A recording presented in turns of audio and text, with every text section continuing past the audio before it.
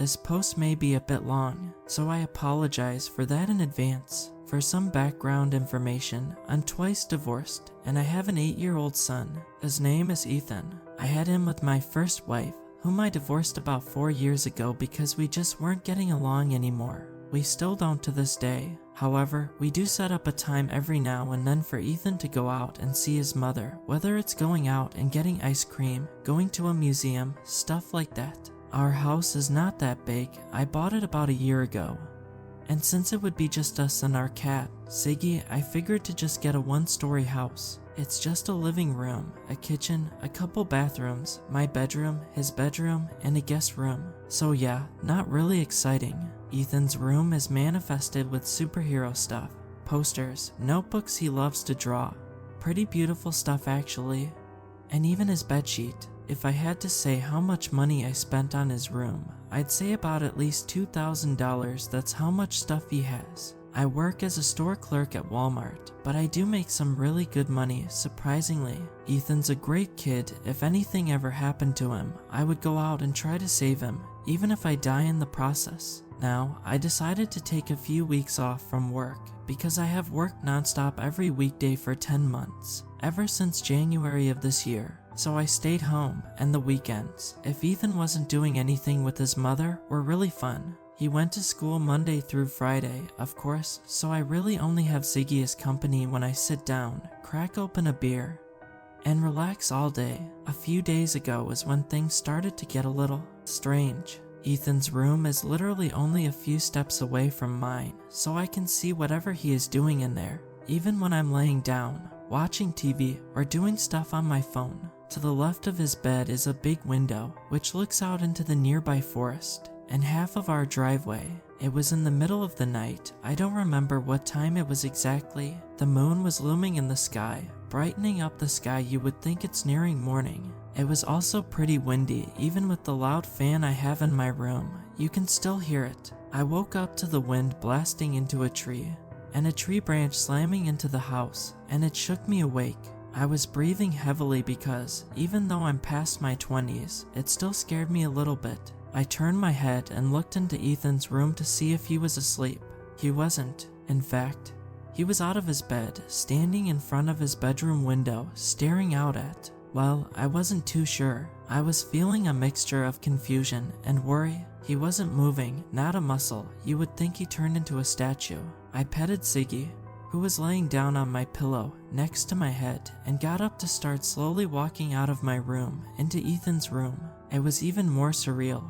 When I got closer to him, he still wasn't moving. Even when I said his name when I walked in, he didn't react in the slightest, and even his breathing was very little. I moved a little closer to look at his face. He didn't look at me. He wasn't moving his eyes. He was just looking straight ahead. I looked out the window to look at whatever the hell he was looking at, and I saw nothing. It was just the forest and half of the driveway. Nothing was out there. I grabbed Ethan by the shoulders and started to shake him to snap him out of it, but he was still not reacting. He still kept looking straight ahead at the window, and it wasn't until I turned his head to look at me when he finally reacted to what I was doing. When I did this, he started blinking a ton of times and looking around, confused, clueless on what just happened.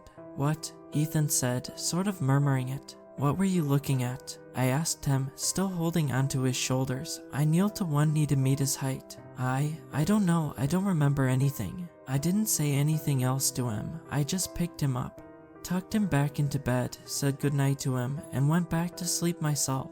The next night, the same thing happened. I woke up in the middle of the night because of the wind again. The time was about 3 a.m., and I yet again saw Ethan up from bed, in the same spot, staring out of the window, not moving. I sighed, got up, and slowly walked into his room and said his name. He didn't react, and didn't move, not even a little bit. I was getting annoyed. I walked closer to him and saw again that his eyes were just staring straight ahead, out the window. I looked out again to see if there was anything out there this time, and there wasn't, and I thought in my head that this was getting ridiculous. I turned his face to me again, and just like the other night, he started blinking a ton of times and looked clueless. "Buddy, you need some sleep.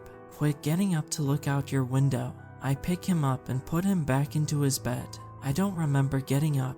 I swear, Ethan exclaims to me. I tell him to quiet down so he doesn't wake the neighbors, and tell him I don't have time for this. We say good night to each other, he goes back to sleep and I do too. Yesterday night, the same exact thing happened, and I'm not gonna go through it for the third time because it was the same as the last 2 nights. I woke up, saw Ethan staring out his window, not moving again, and just looking straight ahead, not reacting to anything I said to him. However, this time when I walked into his room, I saw a piece of paper on his bed. Now, earlier at dinner, Ethan was drawing something with the new crayon pack I had bought him earlier. That day, though I wasn't paying attention, as I was watching a football game and eating my ham and cheese sandwich, but I could tell that Ethan was focused on his drawing. I could tell it was the same drawing, so I took another skeptical look at my oblivious son and picked the piece of paper up, and to no surprise, it was a drawing. I didn't take a good look at it yet, and it already looked tremendously detailed, but when I took a look at the actual drawing, with the current situation going on, I was disturbed. Ethan had drew a boy that represented himself, staring out a window with the words at the top of the paper, "I see it." That had disturbed me because it was extremely vague, and it had scratchy handwriting, and Ethan's handwriting is typically very nice. I put the paper in my pocket, not sure what to even think of what I had saw, and snapped Ethan out the phase he was in, getting more mad at him this time around, but he still claimed he didn't remember getting up from bed. I put him back to bed as normal. I stayed up a little bit more when I got back in my bed, studying the picture really closely as if I had lost my vision, and I had to put my head really close to the paper and squint just to see it. My son had never drawn anything cryptic before, let alone said anything cryptic, so not only did this picture concern me, it honestly kind of scared me. What could there possibly be about that window that causes Ethan to get up every night and stare out of it? I put the drawing in the drawer of my nightstand, and I went to sleep. Today was normal. Ethan had school off today, and I had a lot of fun activities planned for the day. I also let him know that tomorrow he would be going over to hang out with his mother for the day, and he seemed pretty excited to hear that news. My ex-wife had more money than me, so she could afford to take Ethan out on better trips than I ever could. I didn't let that get in my way though. Me and Ethan went out and played in the park. We swung on the swings and slid down the slides, and he even made a couple of new friends there too. And as a parent, that's always great to see. We went to see the new Ron's Gone Wrong movie, which Ethan loved, and I'll admit, I liked it as well. The last thing we did that day was go to a petting zoo, which cost $60 just to let us both in. They practically stole my money, but all I cared about was Ethan having fun and interacting with the animals. He loved the goats so much that he cried when we had to leave and go home. The last thing we did was Ethan telling me a story he wrote in school yesterday while I cooked dinner, and it was childish, but I couldn't help myself but laugh at a couple of parts. I hadn't mentioned him and his window at all to him. I didn't really want that conversation. That night, I struggled to go to sleep because I was worried that Ethan would get up in the middle of the night again and stare out of his window. But nonetheless, the background noise of the TV in my room helped me put myself to sleep. I woke up in the middle of the night again to what sounded like footsteps outside. I couldn't tell where it was coming from, and all I could think was that I just wanted to go back to sleep. But then I remembered about how in the previous 3 nights, Ethan had gotten up to stare out of his window, and I dreaded looking and seeing it again because I was getting tired of it. I wanted to spend my midnight asleep, not putting my son back to bed. So I checked as Ziggy meowed at me. He wasn't up and staring out of his bedroom window. You would think that was a good thing, but it wasn't. I would have actually preferred him to be staring out of his bedroom window, because as I type this, and as I'm currently calling the cops, Ethan isn't in his bed. He isn't anywhere in the house. Thank you to those who found and read my first post, and the few who expressed worry and hope for my son in the replies. I appreciate it. However, the situation isn't getting much better. This is going to be another long post. This happened all in one day, so bear with me here. Mere seconds after I wrote my first post, I got up, slid my sandals on, and practically sprinted out of the door to go look for Ethan. I could hear police sirens in the distance, since I was on the phone with them the entire time I wrote my last post, so it's no surprise they'd be here quick for a missing child's case. The street was quiet and it was freezing outside, thus it didn't help that my pajama shirt was short-sleeved. I started walking around my house, calling out my son's name, hoping that he'd hear me and come back.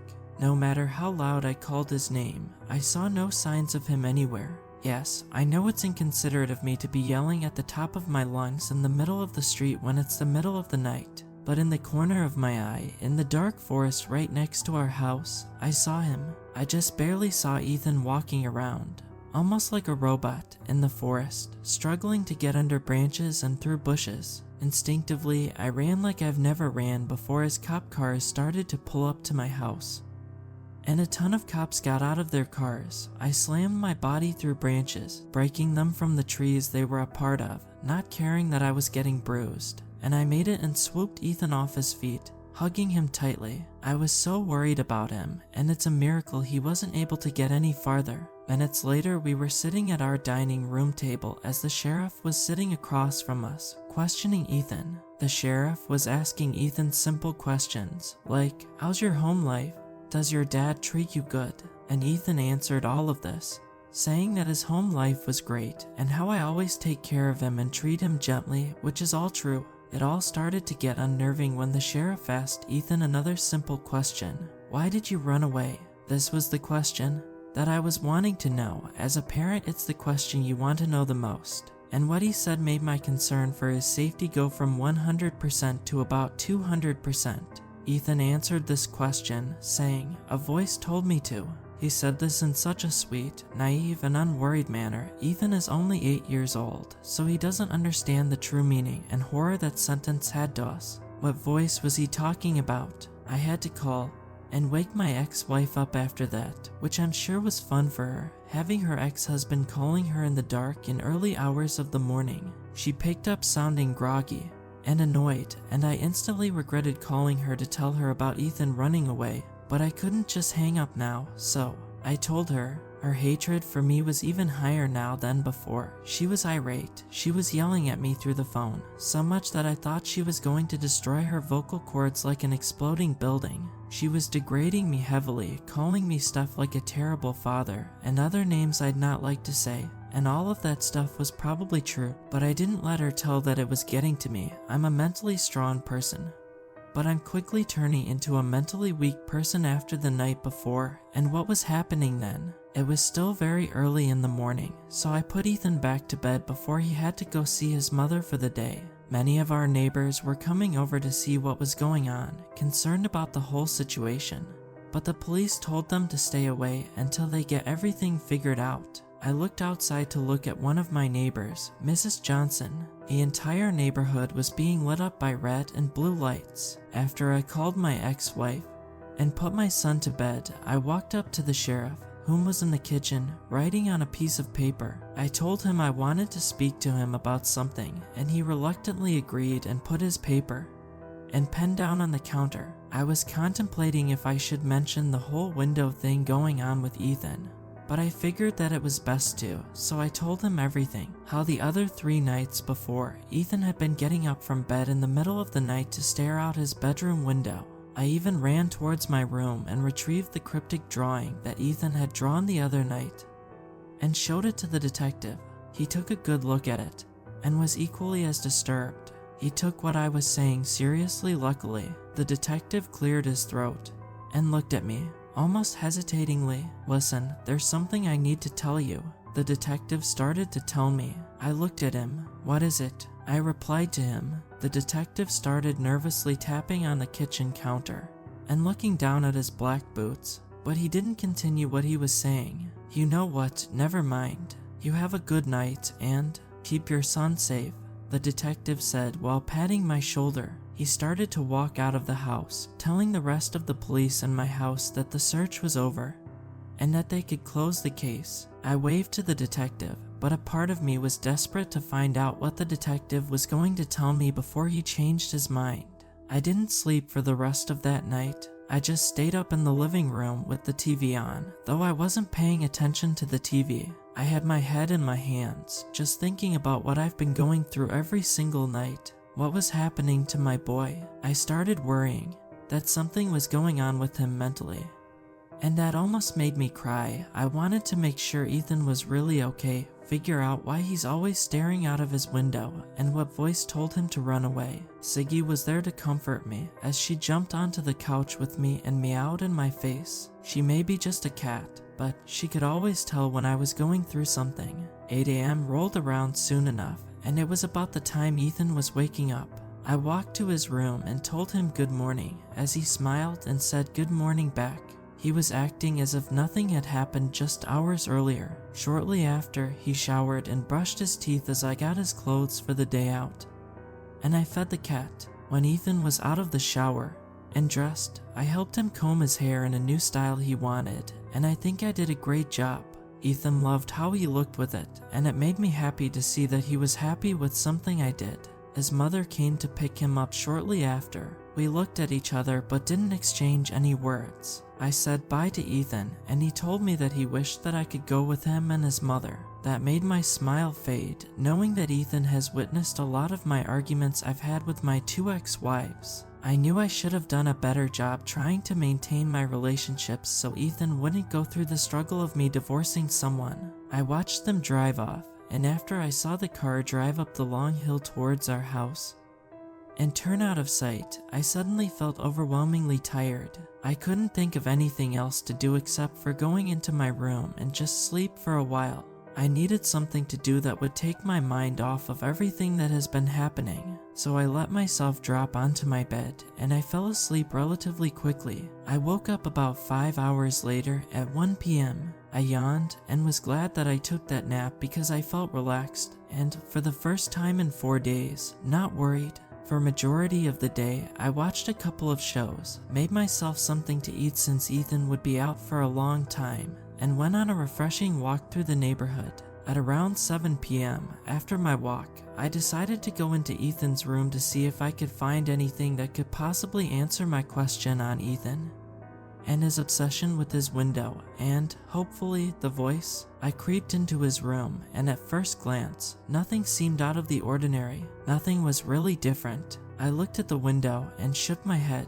I went through his closet. Nothing but toys and books. I looked through his bed. Nothing. I looked through his desk. I found something. It was a big stack of papers, and I could tell that they were all drawings. They were definitely new ones, as I've never seen these drawings before. I hadn't seen Ethan draw anything for a while, unless he was drawing when he was supposed to be asleep last night. I was about to leave them alone when I remembered the drawing he made 2 nights ago, the drawing that showed him staring out his window. The words "I see it." When I had that thought, I immediately snatched the batch of drawings and took them into my room to check them out, hoping that they would be something. Another side of me just hoped that they were simply regular drawings of superheroes, plants and animals. They weren't. It was more cryptic drawings. I consider them even more cryptic than the last one. There had to be at least 6 drawings, so I'll try running through them all the best I remember. The first one was of a very tall figure, his head reaching the top of the page, and it was all black,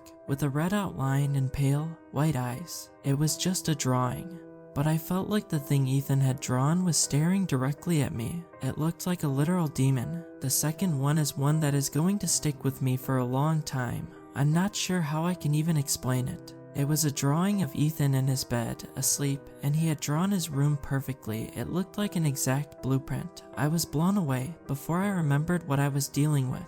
Then I saw that he had drawn his window in his room as well, and staring through his window from outside was just a dark face with red eyes, staring in at him, and Ethan had put so much detail into those eyes that I could tell that whatever this was had violent intent. The third one was of me. It was a drawing of me on the floor, bleeding out. That's all the picture was. I don't know how I can explain how I was feeling. All I remember at that moment was that my heart literally stopped beating. It felt like time had stopped at that very second. I persisted and kept going through the drawings. The fourth one was of Ethan walking through the same forest I saw him in last night. But at the end of the paper, I saw a drawing of the same creature that was on the first drawing, seemingly trying to lure Ethan towards him. The drawing of the forest looked almost identical to the actual one, so I was mind blown again. I kept going through the drawings. The fifth one was just a drawing of Ethan walking out a door.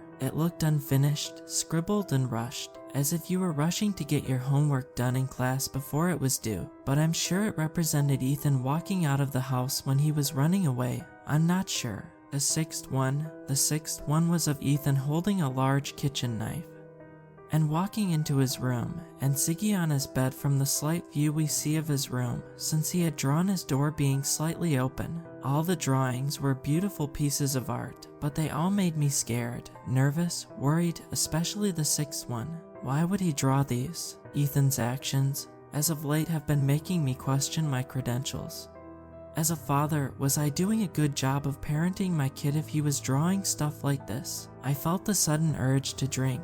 I left the papers on my bed, tiredly made my way to the kitchen and opened the liquor cabinet, and hopelessly took out a whiskey bottle and poured myself a glass. I chugged the whiskey down, swallowed it, and started shaking uncontrollably. I poured another glass of whiskey and chugged it down again. I was about to pour myself yet another glass before I heard the sound of a car pulling into the driveway. Ethan was home. I already felt like I was going to pass out, so I put the whiskey bottle back in the liquor cabinet and put my glass in dishwasher and awaited Ethan to show up to the front door so I could open it. I rested my head on the kitchen counter before he knocked on the door, feeling sick from the whiskey I had drunk so fast. I don't want to be drunk. Not now. I walked to the door and opened it, and Ethan walked in and hugged me. I hugged him back and looked at my ex-wife. I think she could tell I had just been drinking and gave me the face that signified that she disapproved. My feet hurt a lot. Ethan tells me. I chuckle. Why's that, buddy? I ask him, kneeling a bit. We did a lot of hiking today, and I got to see a lot of ducks in the river. He replies, making swimming hand movements. I could hear my ex-wife laughing. We sure did.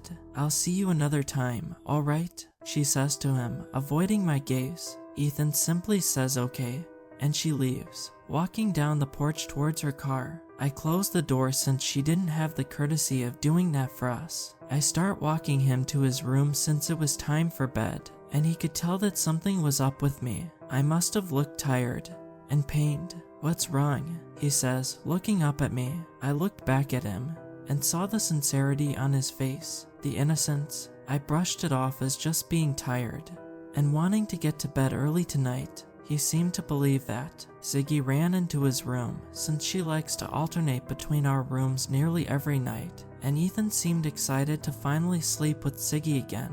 I had also noticed that she's been sleeping in my room a lot lately. Why hasn't Ziggy been sleeping in your room? I ask Ethan as he walks into his room. He turns back to me, looks at me and shrugs. I don't know, I think it was the first day of your break from work. He answers, not sounding entirely sure in his statement. I realized that on the first day of my break from work, that was when Ethan had started getting up every night to stare out of his window. I was hoping that it wouldn't happen again tonight. I didn't think too much about it though, and told Ethan to get a good sleep since he had school in the morning, and closed the door as he was getting under his covers with Ziggy. I got in my bed, turned the TV on as background noise, and went to sleep without a hitch. I woke up to what sounded like whimpers coming from Ethan's room. Not just any kind of whimpering, but it sounded like distressed whimpering that I could tell was getting lower every second.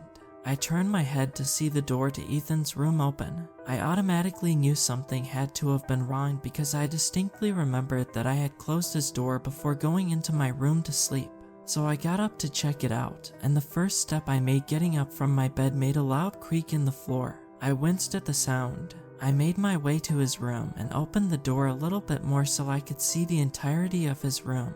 It was something straight out of a horror movie. I saw my son holding a large kitchen knife, just standing still, breathing heavily. I noticed there was blood all over the knife and all over his shirt and face, and for a second I seriously thought he stabbed himself or something before I looked down a little bit more. On the edge of Ethan's bed was Ziggy. Ziggy's entire body was cut all the way open like an unzipped jacket, and there was blood all over the edge of the bed, and blood was still dripping from her body, her fur turning to a crimson color. I realized shortly that was the source of the whimpering, and it was too late to save Ziggy. Ethan had killed her. I looked back up to face my son, terrified of the realization that hit me like a pile of bricks. He had absolutely no remorse on his face. That's when I looked into his eyes. Ethan's eyes. They weren't his eyes.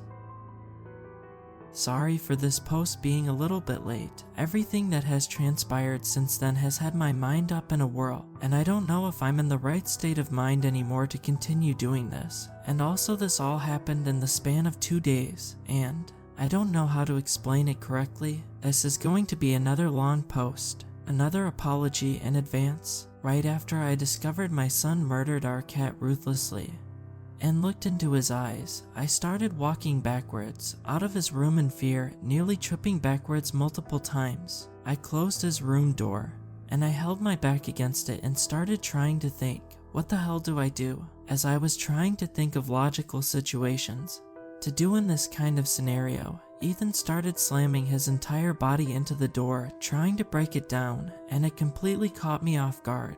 Ethan was quite a small kid, and these bangs were hard, as if someone was throwing a bowling ball the size of Godzilla into the door. It was scary because I knew then something was definitely wrong with my son. I could confirm it at that very moment. I was trying not to step away from that door at all, just keeping myself pressed against it, praying that Ethan wouldn't break it down and try to kill me as well. I know he's just a kid and I can easily overpower him, but he's my son. I would never place my hands on him to do something violent. After what seemed like hours, he finally stopped trying to break down the door and heard him drop the knife to the floor and let himself fall onto the mattress of his bed. I put my hand on my chest and calmed my breathing. I looked at the door and saw it had very nearly broke down. No surprise, because multiple times I could hear the wood in the door snapping. I opened the door to his room slightly and saw Ethan was passed out on his bed, unconscious, his head not even on his pillow. Then I saw Ziggy. Oh, that poor cat. I didn't leave her there. I picked her up despite about the gallon of blood spilling onto my hands as I picked her lifeless body, and saw even more blood on the bed that she must have been laying on that I couldn't see before. I took time to clean the blood off her fur, doing it gently as if she was still alive, even though I knew it didn't matter if I did it rough. I then brought her body outside and buried her in our backyard, giving her a proper resting space, trying not to cry the whole time, deciding to contain my emotions until I got inside and got done with my task as I shoveled dirt onto her corpse. That's what I did. I think I cried all the way up until the crack of dawn. I wasn't just crying because my cat was dead. I was also crying because I knew my son was her murderer. I wasn't going to let him go to school today. I got up once I saw it was 7 a.m. on the clock, then brought myself to walk closer to his room and sat out there until he woke up shortly after. I walked into his room, flicked his light on as he rubbed his eyes. I grabbed his arm and started dragging him out of his room. "Dad, why are you so sad? What happened?" he asked me, saying this in a way like nothing happened. I put my sandals on and put flip-flops on his feet, swung the door open and brought him out of the house and slammed the door closed. Ethan was still looking at me, confused. "Dad, I need to get dressed and get my backpack for school," Ethan says, almost exclaiming. This was when I lost my cool. I had to let it out. "You know dang well what you did. You got up, grabbed a knife from the kitchen and murdered our cat in cold blood. You even tried attacking me. Mister, you're not going to school today. We're going to go get you help," I yell, veins forming in my neck and face. Ethan started to cry, and I immediately felt bad for yelling at him, but I meant everything I said. "Dick move, I know. What do you mean? I didn't get up," he cries. That's when he stopped crying for a split second, a look of realization forming on his face. "Wait, Ziggy's dead," Ethan says in a high-pitched yell. "Yes, she's dead. Now get in the car," I say as I put him in the back seat, close the door and get in the driver's seat. I looked in the rear view mirror at myself. I had dark bags under my eyes, my hair a mess, my goatee being the only thing on my face that remained the same. I started to drive as Ethan started wailing in the back seat about Ziggy. Why would he be crying? I thought, he's the one who killed the cat. I drove a 15-minute route to a therapist. I booked an appointment on my phone a few hours earlier. While I was grieving over Ziggy, as I pull in, I notice it's a pretty small building, with very little windows except for at the entrance. I got out and got Ethan out of the car, walked in and saw not too many people in there. As I walked Ethan into the office, he didn't seem to understand what was happening as he continued wailing. The therapist came out of a room and greeted me as I walked in, and we shook hands. He was a bit of a stubby man, around my height, toupee haircut, glasses, and a really nice brown suit and tie. "Hello, you're the father of Ethan, correct?" he says. I nod my head. "Correct," I say. He flashes a smile. "I'm Dr. Jack, by the way." He looks down at Ethan, just now noticing his wails. He suddenly turns stone-faced. He looks back up at me. "What happened?" He whispered to me. "Look, I don't really want to explain it. Basically, Ethan keeps getting up in the middle of the night and just staring out of his bedroom window, and a few hours ago, he killed our cat." I struggle to get through that last sentence, and I look down and scratch the back of my head afterwards. "Oh my God," Dr. Jack says to me. He places a hand on my shoulder. "I'll make sure we have a very effective session today. Are you gonna stay out here and wait for Ethan to be done?" I'm about to answer before I remember something someone commented on my last post. They had said that maybe, just maybe, a demon was using Ethan as a parasite. I stop cold while I'm answering Dr. Jack. I had to talk to the detective. I had to see if this is what he was going to tell me the other night. I was motionless for about a few seconds while having this thought, and when I finally regained my train of thought, I stumbled through words for a few seconds before finally I was able to say, "Actually, I need to go talk to someone for a little bit, but I'll try to be here when you're finished."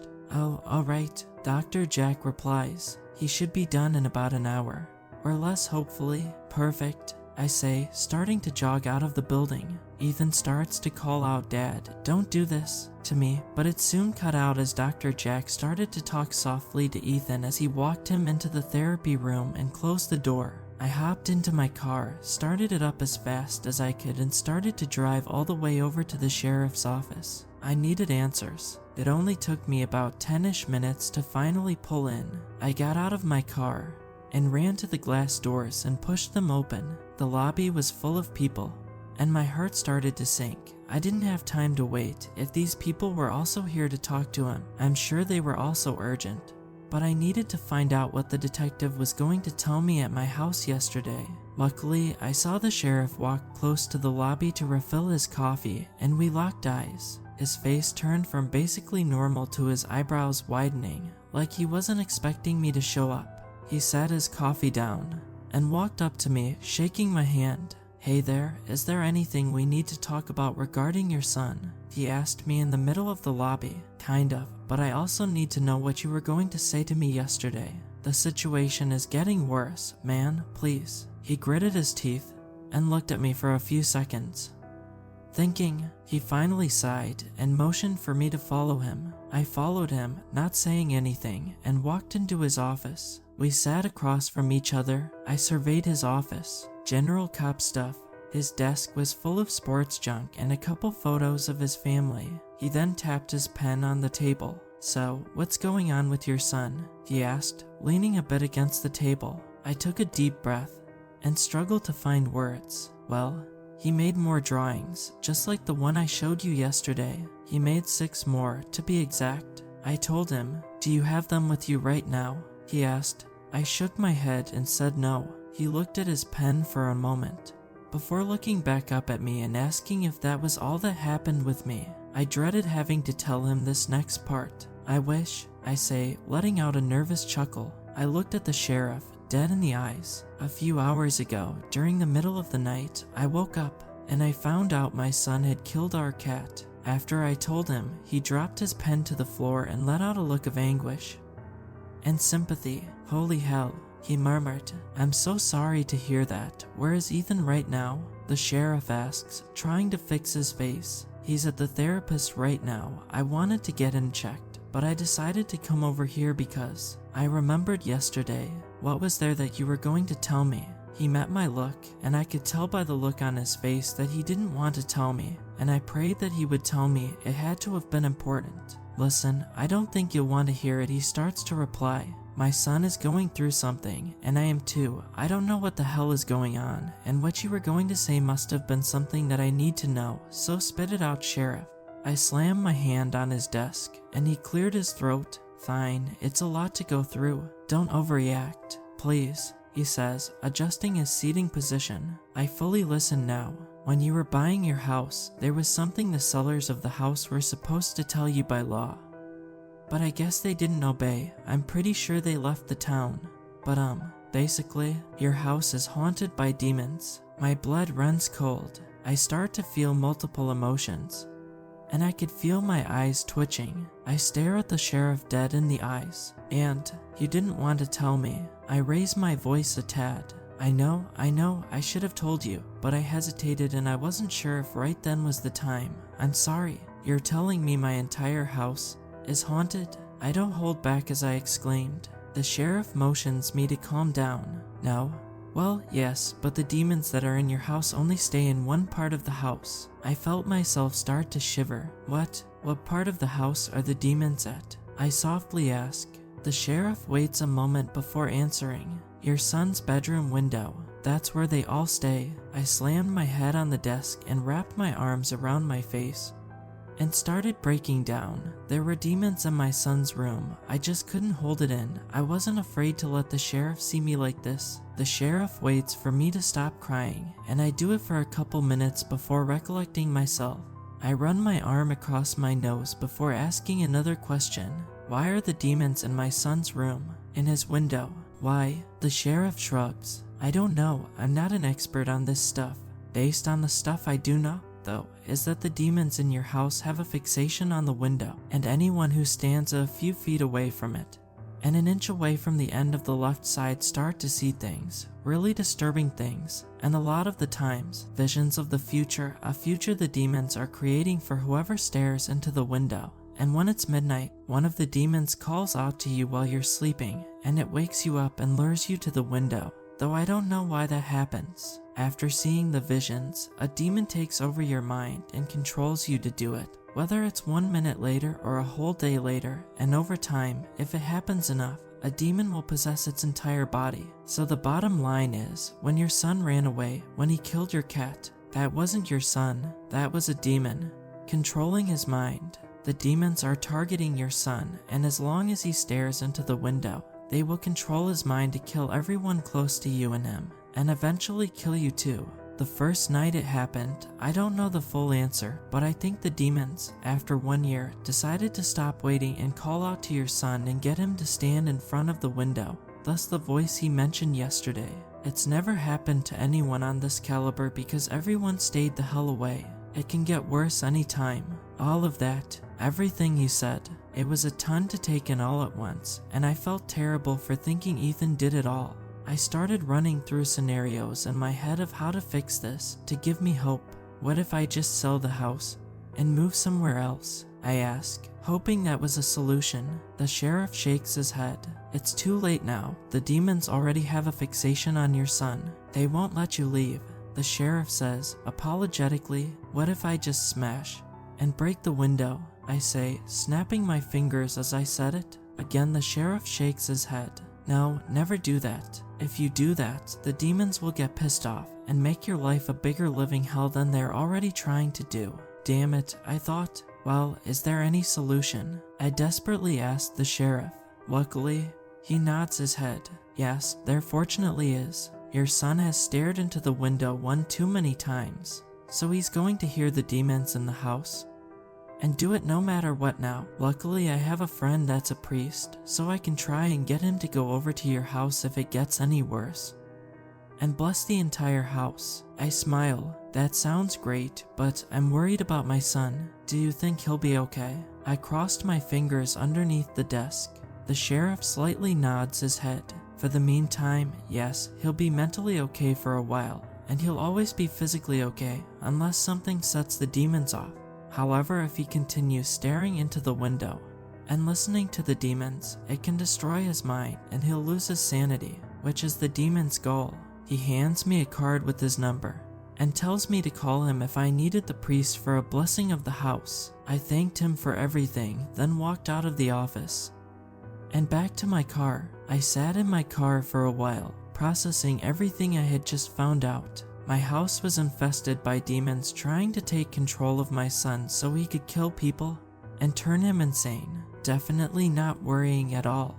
There was a lot he said that I didn't understand, and quite frankly, don't ever want to understand. I looked at my phone after what seemed like only being a few minutes, and it ended up actually being 10 minutes that I was sitting in my car. Ethan's therapy session ended in just a few minutes. I was getting ready to apologize to Ethan once I got him, though I wouldn't explain this whole demon situation to him because, well, he's only 8 years old. I sped all the way to the therapist, a couple minutes late, unfortunately, and when I walked in, Dr. Jack was waiting for me with Ethan. Ethan looked fine, and pretty joyful. He was happy to see me and hugged me. I hugged him back, quite tightly after the whole talk I had with the sheriff. I told Dr. Jack thank you, paid him and prepared to walk out the door before Dr. Jack stopped me. The therapy session went pretty good, and I recorded the audio because my boss requires me to. And I think you should have the file because I think you need to hear the whole thing. Dr. Jack pulls up the MP3 file, and I could tell by the look on his face that it couldn't have been good. Okay, I reply as Dr. Jack texts the file to me. I look back at him, thanked him again as I exit the building, and I get Ethan back in the car. And I start to drive home. I play Ethan's favorite song, Shivers by Ed Sheeran. Not a big fan of it, but the little guy loves it as he sings along to it. But he stops his singing near the end of the song, as Ethan apologizes to me, saying he was sorry for whatever he did.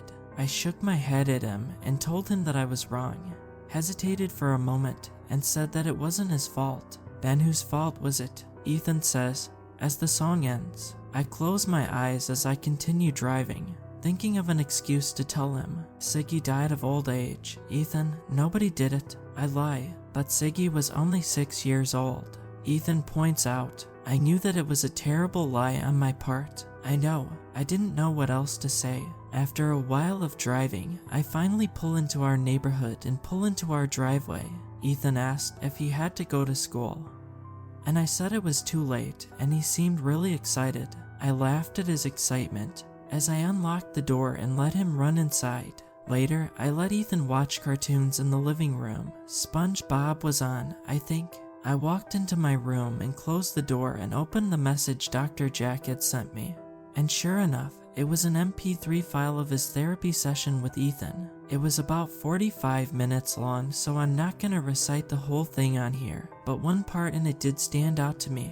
It really did disturb me after hearing it, especially after knowing everything the sheriff had told me. I still keep shivering at the knowledge of there being literal demons in the house, even as I type this. Anyways, here's how part of the therapy session went. I'll try to remember it as well as I can. Ethan and Dr. Jack. Therapy session number 1, 7:17 a.m. Dr. Jack, moving on now. Ethan, your father told me how you've been standing in front of your bedroom window. Is this true? Ethan, no, that's not true. Dr. Jack, don't lie to me, Ethan. You can tell me the truth. Ethan, fine. I keep hearing a voice coming from the window, and it keeps telling me to come here. And it keeps telling me where to stand. And when I do it right, I hear all kinds of whispers, and images flash in my head. Dr. Jack, what kind of images? Ethan, I don't remember, but the last one I saw was of me walking into my kitchen, grabbing a knife, walk back into my room and cut my cat, Ziggy, open. Dr. Jack, did you do it? Ethan, I don't think so. Dr. Jack, and who is this voice you're referring to? Ethan, it said that he wanted to be friends with me. He told me the whole world is to be damned in hell, and everyone should die painfully. Dr. Jack, Ethan, who told you you could use that kind of language? Ethan, I was just reciting what he said. I was at a loss of words, mainly the fact that this demon had been talking to my son. I didn't appreciate the fact that this demon was attempting to get friendly with my son. I had decided that tonight, Ethan was sleeping in my room tonight. It was not safe for him to be going back to the window. I also didn't condone Ethan swearing, but I forgave him in my head this one time. My time came by pretty quickly. Ethan got in his pajamas and was about to get in his bed when I told him he was going to sleep in my bed tonight. Why? Ethan asks, as he puts his bedsheet over himself. Because if you do, I'll let you have donuts for breakfast tomorrow. I smile at him. Ethan's face lights up like a child on Christmas Day. Heck yeah, donuts. Ethan says, jumping out of his bed and running into my room to jump on the bed. I start laughing. I take one last glance at the window, sneered at it, knowing the demons were swarming it or something, and walked out of the room. The night, for the first time, was actually normal. Ethan never got to the window. I did wake up in the middle of the night and saw Ethan start to walk out of my room towards his. I got up and picked him up and brought him back into my bed. I held him close as I fell back asleep to avoid him getting up again to go to his window. I was more cautious now. The next morning, I gave Ethan donuts for breakfast, as promised, and got him ready for school because I figured today Ethan should go to school. It would give me time to have the day to think everything through without the worry of having to take care of an 8-year-old. I packed Ethan's lunch and slid it into his backpack. As he got it on, ready to walk to his bus stop, I kissed him on the forehead and told him to have a good day. He said you too, then started to try and run towards his bus stop, acting like he was going to miss the bus, even though it was only 8, and the bus didn't pick him up until about 8:12. I went back to my room after I closed the front door and retrieved the sheriff's card from my nightstand. I needed the priest to come here and bless the house today. I wasn't going to wait until something else bad happened because I needed this issue solved now. Ethan already tried going back into his room to go back to the window last night. I dialed the number into my phone and put it up to my ear. The phone rang about 3 times before the sheriff picked up, and I told him I needed his priest friend to come and bless the house today. He asked me if something had happened, and I told him not since Ethan killed the car. But last night, he got up and tried going to the window. The sheriff agreed that we needed the priest to solve this issue, and he said that he'd call him and try to get him to come over to my house and bless the entire place, and he'd text me if he got an answer. I thanked him and hung up and sat on my bed for a minute, smiling and patting myself on the back for being able to hopefully get this issue solved. The next thing I did only a few seconds later was embarrassingly stupid. I suddenly felt this urge in my stomach to go to Ethan's bedroom window. I wanted to see for myself what exactly Ethan was seeing every single time he stood in front of it. I knew deep down it was a terrible idea, but curiosity got the better of me. I looked at Ethan's room through his open door, put my phone in my pocket, and started walking from my room to inside Ethan's room. I looked at nothing else besides his window, focused on my question I wanted to figure out. I got past every toy in his room without stepping on them, surprising me because they were scattered around everywhere, as if they were bodies on a battlefield. I got to the window and remembered the exact spot the sheriff told me you needed to be in. I took a few steps back and got myself 1 inch away from the left side and looked at the window. Everything happened quickly in the span of only 1 second. I'll try my best to write it all out from memory. I'm not sure I'll be able to without it being confusing.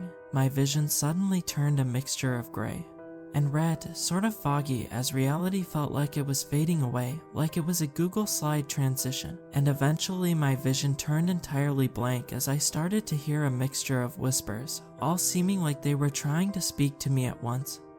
But they weren't taking turns. All their voices were different, but they all also sounded the same in a way. They all had an aggressive monotone to their voices, and all of them had a huge echo to them. I couldn't make out everything all the voices were saying, but I could tell 2 things a couple of them were saying. Your son is ours, and you will never escape us. I could feel my head start to turn numb, my brain start to crumble. These voices were getting unbearable. It felt like they were trying to kill me right then and thereby destroying my head.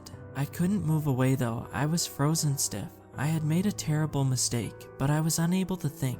The images I was seeing then started to turn into visions, and I started seeing one begin. And with the foggy sight I had as this was going on in front of my eyes, or head, still don't know how this was happening, I could distinguish myself laying down in my bed, asleep, and Ethan standing over me at the side of the bed, raising something in his hand that I couldn't quite tell. And before it could all play out, I felt my phone vibrate in my pocket, which caused my body to shake a little bit, and my head jerked around, and I snapped out of the phase I was just in. I collapsed on my son's bed, and I started cursing at myself for deciding to do something like that. And I was horrified knowing my son kept having to deal with that every single time he was lured towards the window. Still a little shaken up, I reached for my phone in my pocket, turned it on, and saw that I had got a text message from the sheriff saying that the priest had agreed and said that he would be on his way immediately to bless my house. I texted back, thanking the sheriff again, and I finally felt safe, knowing that the priest would make my life so much better and turn it from literal hell back to peaceful. The priest showed up about 5 minutes later, and he introduced himself as Father Sam. He was a really cool guy, and he was really, and I mean really polite. He took his shoes off when he walked in, shook my hand, and even wiped off the cloak he was wearing before he walked inside.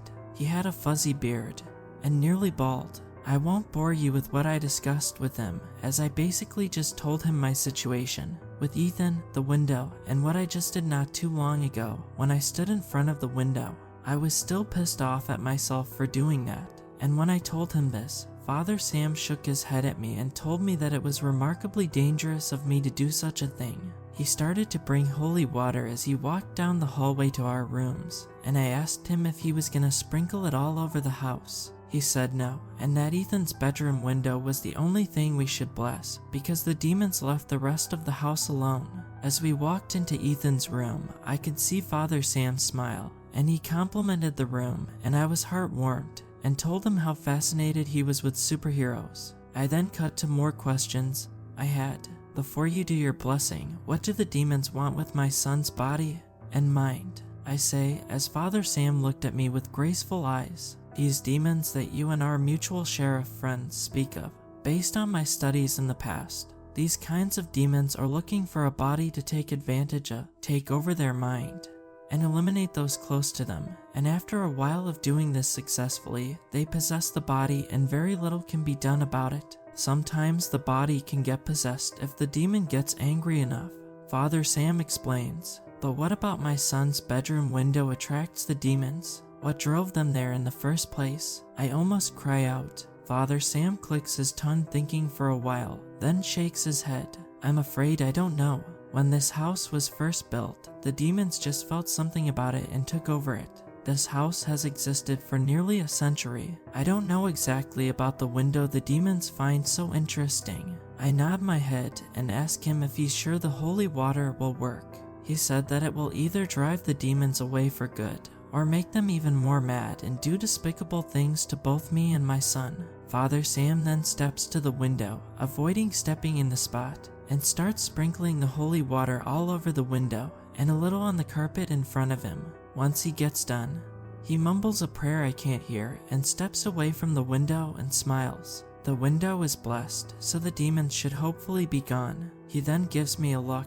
But if the demons are still here, give me a call immediately. I nod my head and cross my arms. Yeah, I sure will. Thanks for your help, I say as he starts walking to the door. Before he leaves, he yells out, "May God be with your soul," and closes the door. Some time passed, and everything seemed normal. Ethan came home from school, did his homework. I cooked us dinner and we played a quick game of Sorry. I beat him both times, but I said that he beat me instead so I could make him happy before he went to bed. I had Ethan sleep in my room again tonight, because even though Father Sam had blessed that window, I wanted Ethan in my room just in case. I didn't hug him close to me like last time when he got up, but I did make sure he was close enough to me. We went to sleep pretty easily, luckily. 4 a.m. I woke up to the sound of quiet talking. I couldn't tell from where at first. I opened my eyes and saw that Ethan wasn't in the bed, let alone the room.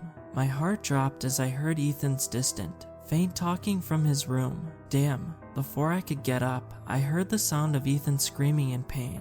I immediately shot up from bed and sprinted into his room. Ethan was standing in front of the window as he screamed, but he wasn't moving. Screw this, I thought, and shook Ethan and turned him towards me to break the phase he was in. He immediately sat on his bed, gripping his chest. I was worried sick. "Ethan, what happened?" I say quickly. I could see blood on his chest from the inside of his pajama shirt. Ethan continued crying, but he was able to choke up the words. "He hurt me," he cried. I automatically knew who he was referring to. Those goddamn demons, haunting me and my son. Who hurt you?" I say. I pull Ethan's shirt collar down and see a deep cut in his chest. Not deep enough to kill him or severely hurt him in the long run, but definitely enough to send him to the emergency room to get him checked out. He looked at me, teary-eyed. It told me to get a knife and kill you. It wanted me to cut your throat, but I told him I wasn't going to do that, and he yelled at me and started scratching my chest and said he was going to rip my heart out. Dad, I'm scared. I picked Ethan up and ran downstairs, not responding, preparing to get him a wet towel to heal his wound and get him to a hospital. Doing all of this with one thing in my head. The holy water didn't work. All it did was make the demons even more pissed off. Thank you to those who keep on reading these updates and are sticking with me through this entire situation, but I'm getting mentally drained and defeated having to constantly write out these posts nearly every single day. Since the end of my last post, absolutely nothing has gotten better. Shortly after I posted the last update in the hospital lobby, a couple of doctors came out to update me about Ethan. I closed my laptop and set it on a little table next to me and got up. So what's the word? I asked them, will my son be okay? The doctors, thankfully, nod their head. Yes, he will be fine. He will need stitches on his chest for a while, but you're lucky the cut wasn't much deeper. One of the doctors, who was a female, said to me. The other one, a man, proceeded to ask me how did he get that large of a cut anyways. It looked like razor-sharp claws went through his chest. I opened my mouth to tell them everything, but I stopped myself because I didn't want to sound crazy or make it sound like an excuse to hide that it was somehow me who did it. I wasn't going to go to a mental hospital or possibly jail for something I didn't do, so I lied. I honestly don't know. I just heard him crying in the other room and saw him bleeding, so I brought him here as quickly as I could. The doctors look at each other, then back at me. All right, well, your son is good to go, and I hope you have a good rest of your day. The female doctor says to me, smiling, then walks back with her partner to retrieve Ethan. I was relieved he was okay, but then I started wondering, what if I didn't wake up? What if I wasn't quick enough to break him out of that phase? Why didn't the blessing Father Sam gave to the window work? Afraid, I pulled out my cell phone and called the sheriff and put it up to my ear, and I was already getting impatient by the first ring, almost bouncing in place, checking the clock that was on the wall near the door as I could hear stretchers of other patients rolling from behind me. Finally, the sheriff picked up. I must have woken him up from his sleep, because the first thing he said was, "What?" in a groggy, irritated voice. "Listen, man, I'm sorry to wake you up, but the blessing the priest gave to my window didn't work," I say into the phone, in a sort of whisper so nobody else in the hospital could hear me. And as I said that, my ex-wife started to call me.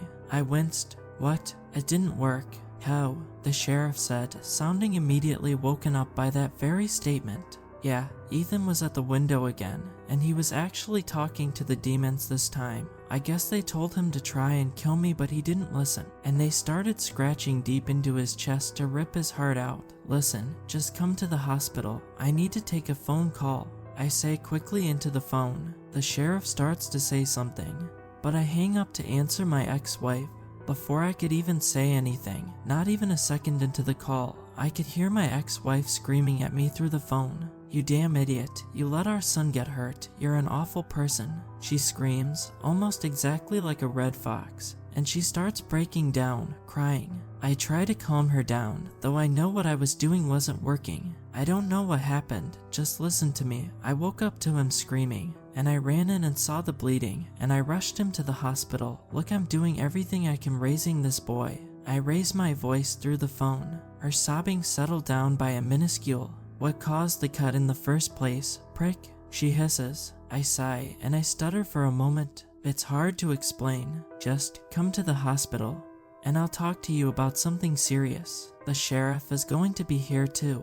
I tell her, knowing she probably won't listen. I hear her sniffles, but the noise was constricted. It felt like she didn't want me to hear her anymore. Finally, she spoke after what seemed like an endless second. She sniffed again and said, "Okay, but I'm only doing this for our son," then hung up. I keep my phone up to my ear for a few seconds after she hung up and looked down at my feet. God, I was a mess. I'm surprised I'm not already broken down and in a mental hospital for all that I've been dealing with.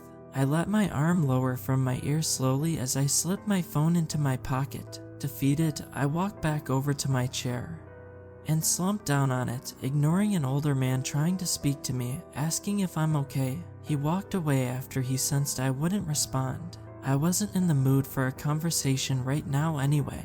My rest is short-lived when the entrance doors blast open and the sheriff walks in, startling everyone in the lobby. Everyone stares at him, fearful. Sorry everyone, the sheriff says, letting a slight smile show. Didn't mean to scare anyone. There's no emergency at the moment. He rushes through his sentence and approaches me and lifts me from my chair, surprising me as he did it. How? He said, leaning his face close to mine, his eyes showing that he was scared just like me. How did the blessing not work? He whispers loudly. He holds onto my shoulders as I struggle to let words out. I don't know, I say in a depressed tone. The sheriff cleared his throat and let go of me and put his hands in his pockets. Okay, well, I guess I just have to call Father Sam again. Did he tell you what would happen if the blessing didn't work? The sheriff eyed me. I nodded. He said that the blessing would either work or would just make the demons pissed off. I answer, do you think the demons tried killing your son because he disobeyed them, or because the blessing just made them mad? The sheriff asked, scratching his neck.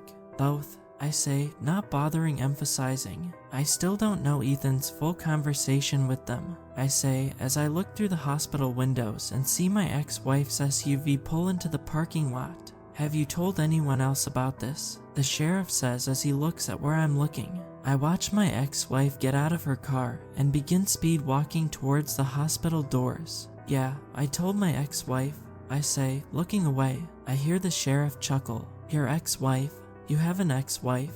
The sheriff laughs as he tries to stop, coughing in the process. 2 of them. I start to lightly laugh with him as my ex-wife explodes through the front door. She sees me and the sheriff in the middle of the lobby, and she walks towards us. She looks at the sheriff.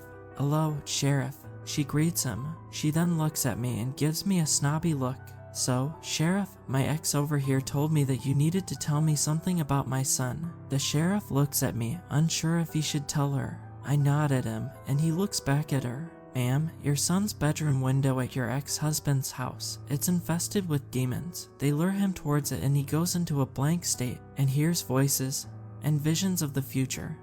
And once the time has come for the vision to happen that they planned, they take control of his mind, and they'll continue until they're able to possess his whole body. I forgot to mention this to your ex-husband, but sometimes if he's at the window enough, sometimes they'll get into his mind uninvited. I can't explain it all in full detail in here, but I will when we're in a more contained area. Father Sam knows more than I do though. The sheriff explains. My ex looks lost. What? Who's Father Sam? She clearly doesn't know what to say, and I feel bad for having her hear all about this. He's a priest. He's my friend. He tried blessing his house, but it didn't work, the sheriff says as Ethan gets taken out of his hospital room and towards us. Upon seeing him, my ex-wife rushed and hugs him tightly and asks if he's okay. I can hear him saying that he was fine, that he was okay. Man, I hoped he would remain okay until we get this all figured out. The sheriff leans into my ear as Ethan and his mother hug each other, and she tells him everything is going to be alright. I'm going to be honest with you. I don't know what we can do anymore. I'm sorry, you might just have to live with this. The sheriff apologizes to me and begins to walk away towards the doors, kicking his feet. I step in front of him and talk to him before he can exit. Now, there has to be something we can do. You're just going to let me and my son be in danger forever. No, I need Father Sam's help. We can't give up, I say to him. He shakes his head. I look at Ethan walking over to us, showing curiousness on his face to what's going on as my ex-wife stares at me and the sheriff. I can tell, for the first time in years, she actually looked concerned for me. The sheriff looks down at Ethan looking at us, holding his stitched chest, then sighs and looks at me. Fine, I'll call Father Sam and tell him to go to your house for the night and help you get the demons away. Take your son to his mom's house so he doesn't interfere by standing in front of it. This is a last resort. If it doesn't work, then you're screwed. I think about that. If the blessing didn't work, what else would work? Bless the house again. Yeah, right. but I had to try. I had to try for Ethan. I had to try for my family. All right, let's do it. I say, what's he gonna do? I say, holding Ethan close to me. The sheriff rubs his chin. I don't know what he'll do. He's the priest, not me. You'll just have to trust him, he says, pulling out his phone. I'll call him and let him know. Let Ethan go with his mom tonight, for his sake. He then begins to call Father Sam after saying that and walks out of the hospital. My ex-wife comes over and grabs Ethan's hand and looks at me, a look of empathy. Good luck. I mean it this time. I look at her in the face and I forgot how beautiful she really was. As I'm about to say something, she then hugs me, but then breaks away a second later, realizing what she did. We both pretend to cough and clear our throats. I itch my ear awkwardly. Yeah, take care of Ethan tonight, please, I say. I look down at Ethan and rub his head, then start to walk out of the hospital. Dad, where are you going? Ethan asks me as I begin to walk out of the hospital. I stop and turn around to look across at Ethan. I'm gonna help this family. I'm gonna help our house. Get some rest tonight, buddy. I smile at Ethan as he waves to me and says goodbye.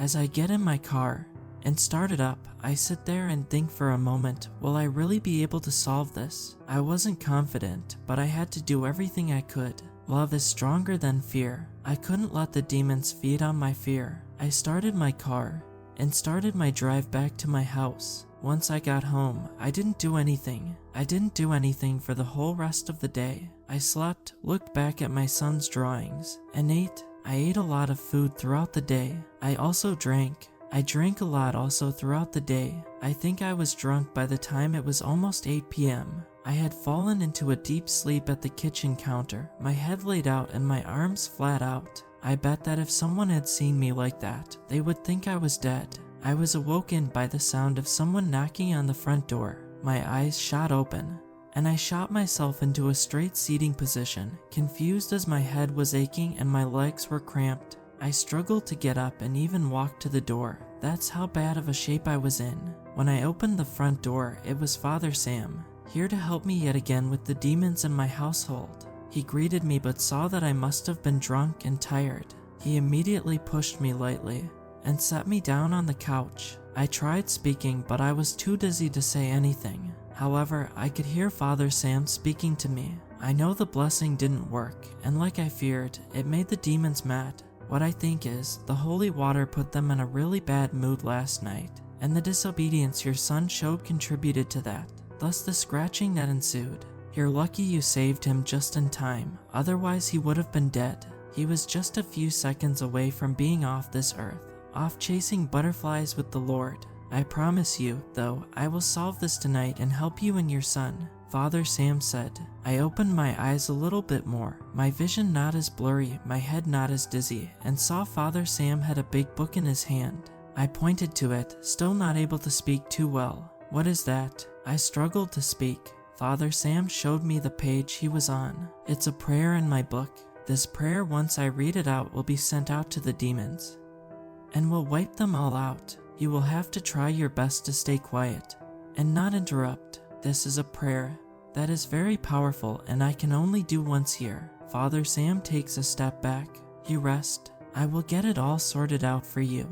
And with that, Father Sam ventured off down the hall, trying to find Ethan's room. I can hear the sound of him pushing open the door of my son's room and making his way near the window. And as I listen, I hear and feel my phone ringing in the kitchen. I felt much more alert and healthy than I did before, though I still had a bit of a headache, which hurt like hell. I made my way into the kitchen and picked up my phone. It was my ex-wife. I frowned and picked up and put it to my ear. Hello, I said, interrupted by my ex-wife's cries. I immediately get worried. Ethan's gone. I don't know where he went.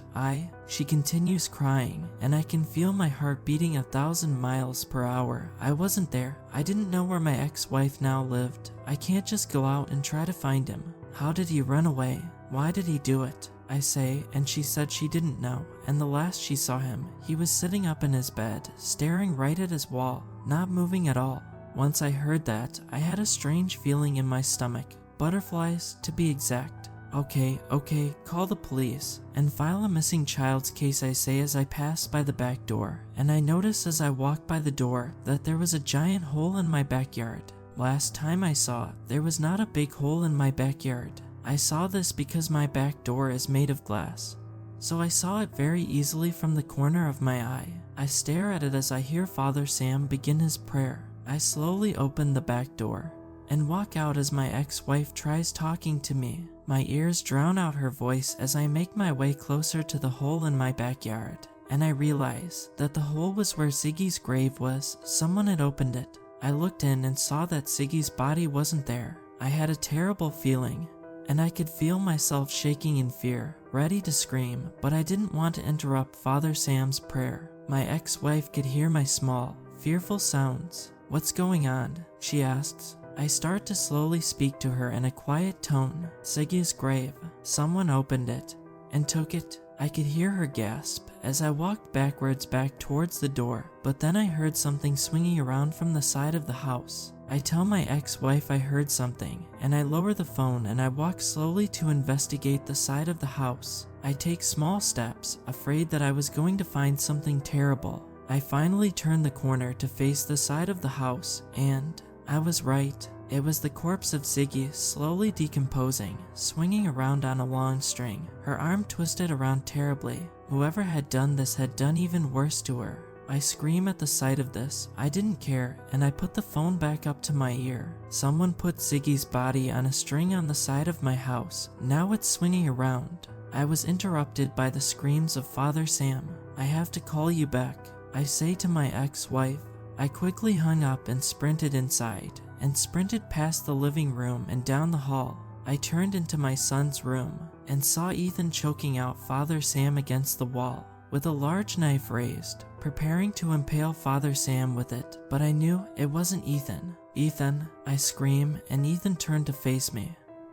His eyes were pale, white eyes, and I remembered those were the eyes of the thing he had drawn a few days prior. He dropped Father Sam in his place and let him slide down to the floor as Father Sam started coughing. Whatever was controlling my son's mind then jumped over the bed and started making his way towards me. I was terrified. How the hell did they get into his mind? He wasn't even home. I screamed to Father Sam as he gets closer and closer to me. Father Sam keeps coughing, but he is able to cough his answer out. The demons found their way to Ethan's location. I don't know how. All I know is that we're doomed. Father Sam says, still coughing. He sounded like he was in bad shape, and I was going to bed in bad shape sooner rather than later. Reminder that Ethan is not really Ethan. The demons were fulfilling their wishes. Ethan swings his knife towards me, and I use my right hand to grab his wrist. I wasn't sure that if I fought him, that if Ethan himself would feel the pain, or if the demon would feel it. I didn't want to take a chance. I use all the strength I have to push Ethan's hand down and bend it, and Ethan goes down to a knee. I continue pushing down, and I put my left hand down on his hand as assist. I continued pushing down, and I could hear the demon struggling inside of Ethan's problem, but instead of showing pain, he just started laughing. Whichever demon was controlling my son's mind, he was laughing at the fight I was putting up. I continued pushing down on his arm with all the power I had, at this point believing the demon would feel the pain and not Ethan. But before I could do anything else, Ethan let out a devilish roar and overpowered me easily and blasted me back first into the wall that I was already pretty close to, and I swear I could hear some bones in my back cracking. I let out a pained yell as I still heard Father Sam coughing, and saw Ethan making his way towards me, tightening his grip on his knife. He took a wild swing with his knife down towards me, and I quickly rolled out of the way, and the knife went all the way through the wooden floor. I got up as the demon slowly pulled the knife from the floor, and I kicked the knife out of his hand, and it flew down the hallway into the entrance to the living room. Ethan started laughing. This demon was in my son's body, and there's nothing I'm able to do about it except to somehow protect myself. We will be able to possess your son's body, whether you like it or not. It roars at me, and I get even more scared after hearing its full voice, and it isn't until I remember what these demons did to my son last night. They had tried to kill him for disobeying what they told him to do. That's when all my fear got thrown out the window, and I got an adrenaline rush. Ethan threw a punch at me, but I ducked it and he punched the wall instead and left an enormous dent in it. He turned around to face me and I pushed Ethan against the wall, and I punched it across the face. The demon can definitely feel the pain because the demon let out a grunt as I punched him. With this knowledge, and I continue punching Ethan across the face as the demon kept letting out grunts of pain. But it never went down, and I don't think I've ever punched harder in my entire life. I yelled at the demon controlling my son's mind, and went to punch him again. But this time it caught my hand, and it started to grin at me and my son's body as it started to slowly twist my hand around, attempting to snap it. It was abnormally strong, and I was afraid my hand was going to be broken for the rest of my life, as I felt tremendous pain in my hand. Before Ethan was able to do it, I was able to kick him square in the shin, and it let go out of shock from the kick. Before I could follow up with another attack, Ethan grabbed my throat and started to choke me out, and I was starting to slowly lose oxygen and get my neck broken. He was squeezing hard as Ethan looked down at me, giving me an evil, wicked grin. That's when there was a knock at the door, and I heard the sheriff's voice call out my name and say, "Your ex-wife told me to come over here to search for your son and see if he's here. Can you let me in?" The sheriff yells out. Ethan's head snaps to look down the hall at the door as it growled, and it roared out, "Enter if you want your friends to die." Right after it said that, I could hear the sheriff start to try and break down the door. Ethan let go of my throat and I dropped to the floor and started gasping for air. It was difficult to breathe.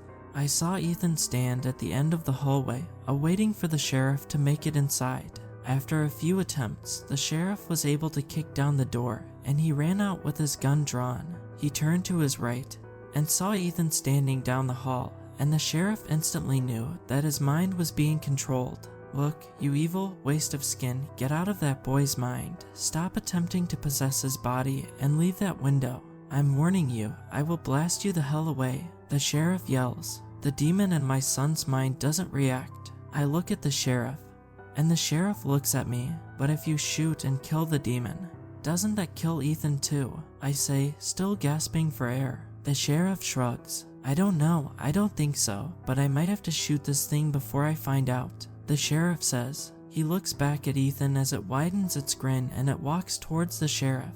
I could see the fear on the sheriff's face. "Stay back," the sheriff yells, his fingers shaking on the trigger. Ethan doesn't stop and he makes it right in front of the sheriff, and he tries to grab his gun, but the sheriff headbutts Ethan back and lets out a grunt. The sheriff shoots Ethan in the hand, and the demon lets out a screech, and I cover my ears after hearing that terrible sound. The sheriff points the gun at Ethan's head, but it quickly recovers and grabs the sheriff's hand and moves it up as the sheriff pulls the trigger, and the bullet goes up to the roof.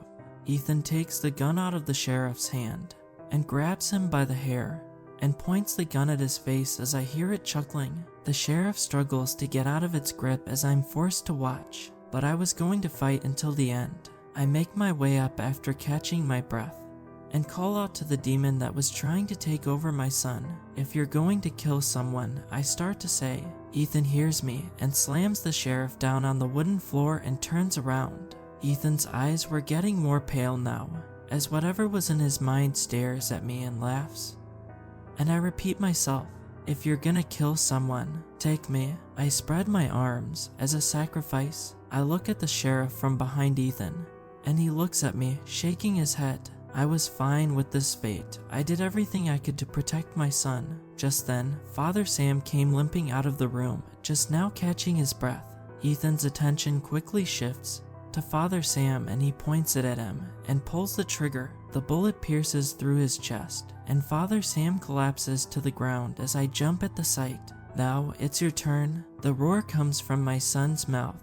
I look at the pale eyes of the demon that replaced my son's. My heart was beating harder than before now. Now I felt like I had to avenge Father Sam. The gun gets pointed at me, but before I could pull the trigger, I run towards it and grab the gun and point it towards Ethan's face. I could see its face turn from confidence to actual fear. I made this demon and my son's mind actually scared. I then shoved the gun out of its hand and dropped it to the floor. It went for a punch across my face, but I ducked it and got behind Ethan, and put it in a chokehold, squeezing as hard as I could, knowing that the demon could feel it, hoping that it would somehow get squeezed out of my son's head, though I knew it would do nothing. I have it in the hold for quite some time, as I could hear it struggling before it grabbed my arm and head and threw me over itself and slammed me hard on the wooden floor, laying me out and knocking the breath clean out of me. I watch as the sheriff gets up for one last stand as Ethan turns around to face him.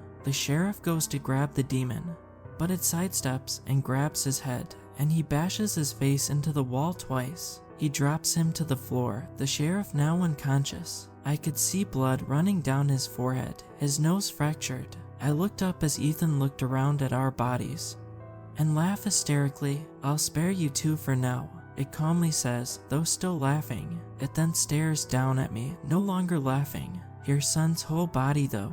It will be ours soon." It growls. Those words, that growl, it genuinely terrified me. "Ours," it says one more time, and I watched as Ethan's eyes, going from a pale, white color to normal, and Ethan, now himself again, fall to the floor. I breathed a sigh of relief and crawled over to my boy and held him close to me as I hear police sirens in the distance. I watch as the sheriff regains his consciousness and slowly sit up, blood still all over his face. We look at each other, tired and hurt. Our end is near. The sheriff mumbles to me. I nod with the room given on the floor. "Yeah," I respond, "but this is for my son. I'm not gonna let the demons win. I'll find a way to beat them. I'll find a way." That last sentence got drowned out as 2 police cars pulled into the driveway and 4 cops ran in, helping everyone up, asking what happened, and calling a medic for Father Sam. While all of this was happening, as my house was filled with the lights of the cop cars making their way into the house, all I could think about was that fight and how much my son had mattered to me. I always knew he mattered, but I never realized that if anything ever happened to him, I would probably jump off a bridge. I would take a bullet for his sake. That's what I tried doing. I promise everyone, as I type this in an interrogation room, early in the morning, I will try to find closure in this. It probably won't be soon. I might die in the process, but I won't let the demons win. I won't let them possess my son's body. I will fight until the end. I had realized how shaky I was and how rushed my writing had seemed in my last post. I was fearful for the inevitable future, overcome with the dreadful thought that the evil that laid in my son's bedroom window had already won. If anyone has any idea, please tell me what it is about Ethan's bedroom window that attracts the demons. As I'm writing this, I have slim to no idea. I was sitting in a cold, isolated interrogation room, and no detective had come in for the past few hours to ask me questions. I was fine with that though, because I knew how insane my whole story would sound. However, I had the sheriff on my side. That is, if he was even okay enough to speak, considering that he literally got his head bashed against a wall twice. When I got shoved into a cop car, even more cop cars came, searching the place. There was about, I'd say at least 5 cop cars by that time. If you're wondering why the cops came in the first place, it was because my neighbors were calling 911 because of noise complaints. They didn't find any clues to suspect that it was me. All they found was Ziggy's body hanging on the side of the house, and blood splatters all over the hallway. The cops, unfortunately, didn't have the heart to put Ziggy's body back in her grave, and instead just left her there. That broke my heart. Medics also came onto the scene quickly and put Father Sam on a stretcher. He looked like he was in lethal condition. He bled all over his chest. He was loaded onto a stretcher as 2 cops drove me away from my house, on their way to the police station as I watched.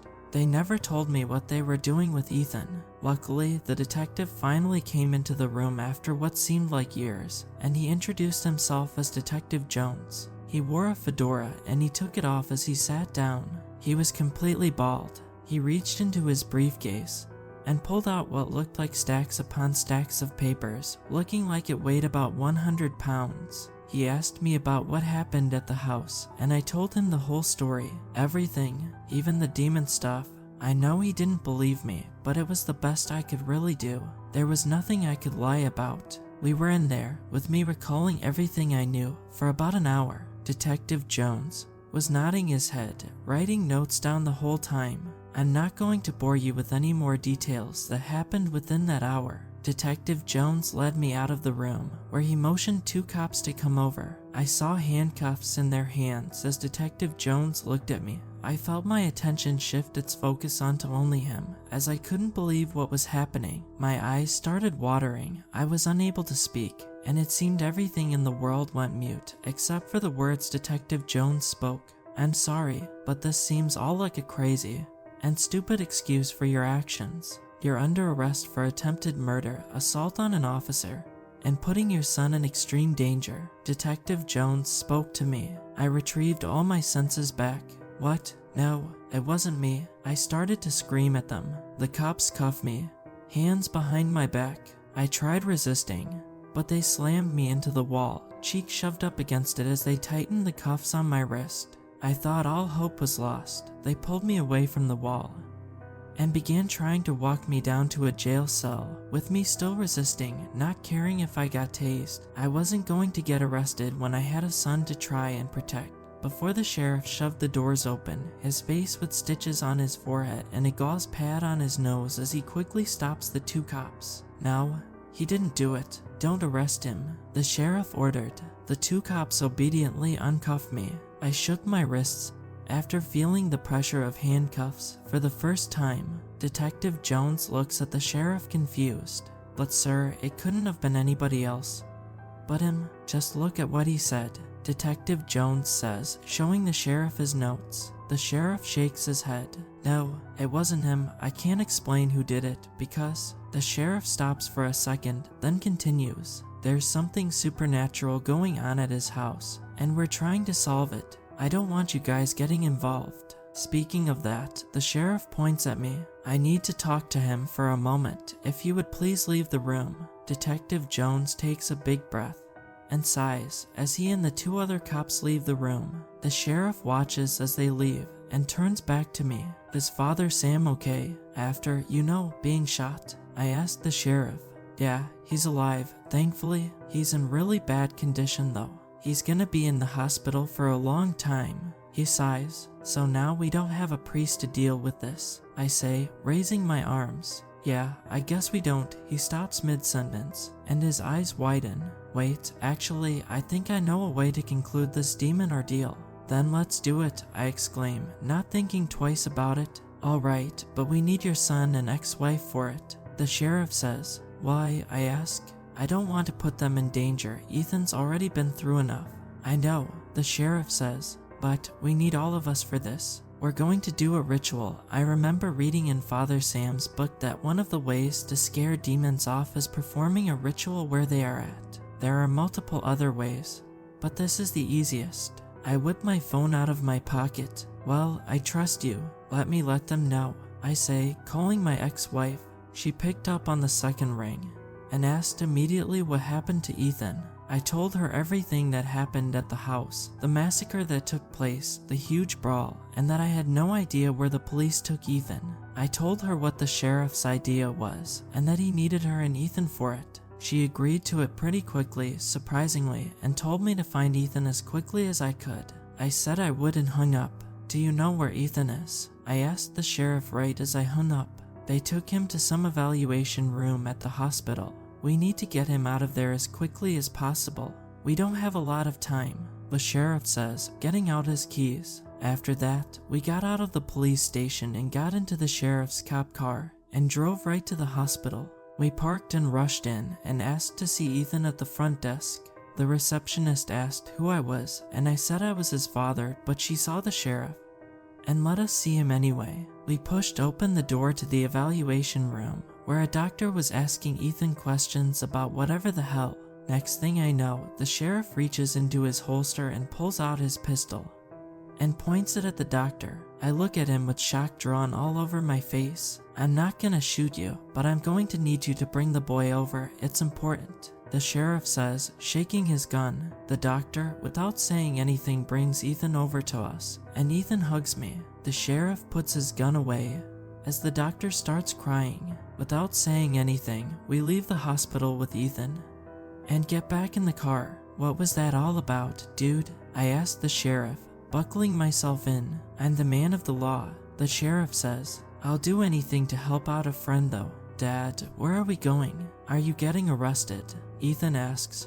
From the back seat, I turn around to look at him. I smile. No, buddy, we're going back to our house, and the sheriff is gonna help us with our issue, I say. Ethan doesn't respond. Instead, he starts fidgeting with his fingers. About nearly 10 minutes later, we make it to my house, still taped up, where my ex-wife was already waiting for us. She must have snuck in.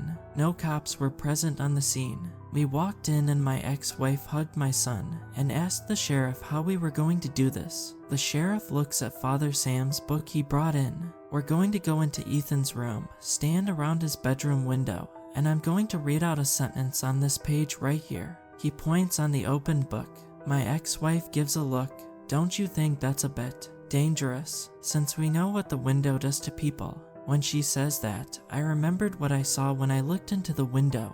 Even in present time, I'm still petrified by just a slight remembrance of it. The sheriff shakes his head. Yes, but not if we don't stand in the exact spot. If we don't, then we'll be okay. He looks down the hall and lets out a slight breath. Let's get this over with. We all walk down the hallway where all the blood splatters from the other night were slightly cleaned up. I could see my ex-wife close her eyes at the sight. She held Ethan close and covered his eyes as well. The sheriff motioned everyone into Ethan's room and stepped towards the bedroom window. Ethan and my ex-wife did the same. I hesitated for a second, then stepped to it as well. The sheriff started telling us where to stand. Him to the right of the window, me to the left of the window, Ethan and my ex-wife in front of it, though they were making sure not to stand in the exact spot where Ethan and me stood and saw the visions and hear the whispers. Ethan was closest to me and my ex-wife was the closest to the sheriff. Ready, everyone, the sheriff says. We all nod, fearful. We all have to hold hands for this to work. He looks up from his book and motions for us to do it. I grab Ethan's hand, and Ethan grabs my ex-wife's hand, and she grabs the sheriff's hand. The sheriff uses his other hand to read from the book. All right, the sheriff looked nervous. I would be too, now that I think about it. He started reading, though starting to look like he was struggling with the first word. Apostle of God, I hereby declare the demons, too. The sheriff started to chant. He stopped suddenly. I look at him as he just stares at the book, not doing or saying anything. Continue, I say to him. He doesn't reply. Me and my ex-wife look at each other. The sheriff drops the book and lets go of my ex-wife's hand, stiff as a robot, his breathing getting heavier. I continue looking at him, now more concerned. Continue reading. God damn it. I shout at him. Don't you understand? Suddenly, at the speed of light, the sheriff pulls out his gun and shoots me point blank in the stomach. I get knocked back instantly, my vision getting blurry from the blood that spilt on my face. I groan. I hear my ex-wife and son scream, and, as I see from my red vision, the sheriff grinning ear to ear. He then points the gun at my ex-wife without even looking at her, and shoots her in the ribs. She falls back onto Ethan's bed, coughing up blood, holding onto her wound. Ethan continued to scream, screaming Mom and Dad, over and over. The sheriff roughly grabs Ethan on the shoulder as Ethan tries fighting away, but the sheriff wouldn't budge. He forces Ethan to stand in the spot, a few feet away from the window and an inch away from the left end. I see Ethan go into a blank state as blood oozes down from my stomach. The sheriff extends his arms towards Ethan, looking at the window. Here he is. The sheriff says to the window, "You can fulfill your prophecy." Right after he says that, as I realize what is going on, Ethan suddenly gets lifted in midair, levitating, arms extended down and his legs bent, his mouth open as he yells, but is muffled by an evil laughing. I witnessed this happen to my son for a good 30 seconds, before he finally drops to the floor. I see Ethan look down, moving his hands around the body, then smile, and I hear the laugh, a deep, evil monotone with an echo to it. I see his eyes, the pale, white eyes. I see Ethan look at me on the floor, and it sinks into me. Ethan has been possessed. I watch as the demon in my son's body turn to my ex-wife and start laughing at her as well as she tries to let out a scream, but she winces as she holds onto her wound harder. I don't know what else happened after that, because the sheriff grabs a black paper bag, walks over to me, and put it over my head. I blacked out a second later. I woke up in an abandoned warehouse, in a large room that was completely empty, besides a couple large steel doors on each side of the room. I clear my eyes and see that my wound on my stomach was stitched up, and I look around the room and see my ex-wife tied up, her mouth covered with duct tape, and her wound on her rib stitched up as well. I look to the middle of the room and see my possessed son and that dirty bastard of a sheriff. Look who decided to wake up. The sheriff laughs. "Screw you," I say to him, standing up. The sheriff continues to laugh. "Watch your language now. Your son is in the room." He points to my son. "Oh wait, he's possessed." He laughs even more now, with the demon in my son's body laughing too. "Why would you do this?" I asked the sheriff. "Why would you let my son get possessed?" The sheriff stops laughing and looks at me dead in the eyes. "Why do you think I did it?" He says quietly. My possessed son speaks up. "Now that I'm in your son's body, I'm going to end this world. It's going to end in anarchy. Everyone will die quickly, but you will die slow. You will die painfully," it says, grinning ear to ear. I couldn't bear to see my son like this. I knew this wasn't my son, so this is what we're going to do, the sheriff says, walking over to me. "I'm going to shoot you in every single limb in your body and let you bleed out on the floor. Then your son," he laughs after saying that, "your son will then cut your ex-wife's organs out, every single one of them that are in her torso." He smiles. I stare at him, dead in the eyes. "Why didn't you just let us die?" I ask, getting in his face. "Because we want to kill you a better way than just shooting you. I just shot you to keep you down, so you didn't get in the way of what I was trying to do," the sheriff answers. He pulls his gun from his holster and holds it to my left thigh. "Look at your ex-wife one last time and admit to her how much you still love her," the sheriff hisses. My ex-wife looks at me, a look of love. "Are you sure I'm just going to let you do this?" I whisper to him. He lets out a smirk. "What do you think I am, a dumbass?" I smack the gun out of his hand, and it slides across the cement floor. He looks at the gun sliding, then looks back at me, pissed. I kick him in the stomach and knock him down to the floor. I turn my head and see the demon in my son's body walking towards me with a knife in hand. I see one of the large doors a few steps away from me. It gets towards me, and I shove it away to buy me time. I pull open the large door, grab my possessed son, and throw it out of the room into the other room, which looked like a storage room. I quickly slam the door shut and lock it. It started banging against the door, roaring at me, stabbing through the steel doors with such force, freaking me out. "Untie me," my ex-wife tries to screech with the duct tape across her mouth. "Okay," I say, trying to kneel down next to her. Right as I do, the sheriff comes up from behind me and grabs the back of my shirt and throws me down to the floor, head first. I quickly hold the back of my head while trying to crawl away and get up. The sheriff forces me up and faces me, then pushes me. "You don't have to go through the struggle of being the hero," the sheriff mocks. "It's not going to work out." I sneer at him. "I thought we were friends. Guess you're just a devil worshipper." "Guess I am." The sheriff laughs. He immediately goes to punch me. I move out of the way and catch his arm and start pushing it out, attempting to break it. He yells out in pain, then stomps my toes. I let go and wince at the pain as the sheriff punches me across the face. I could feel some bones in my cheek break at the force of his punch. I return the favor with a punch of my own. The sheriff almost gets knocked down, but he catches himself. He sprints at me full speed and tackles me down. He starts beating the hell out of me, smashing his fists down on my face, relentlessly, not holding back. I thought right then and there that was going to be the end of my life. I wasn't going to fall yet, though. I had to defeat this guy, then defeat the demon in my son's body somehow. I could still hear it smashing itself into the large steel door from the other side. I shoot my hands up right as the sheriff was going to punch me on the ground again and grab his head and start gouging his eyes. He stops what he's doing and starts screaming in agony.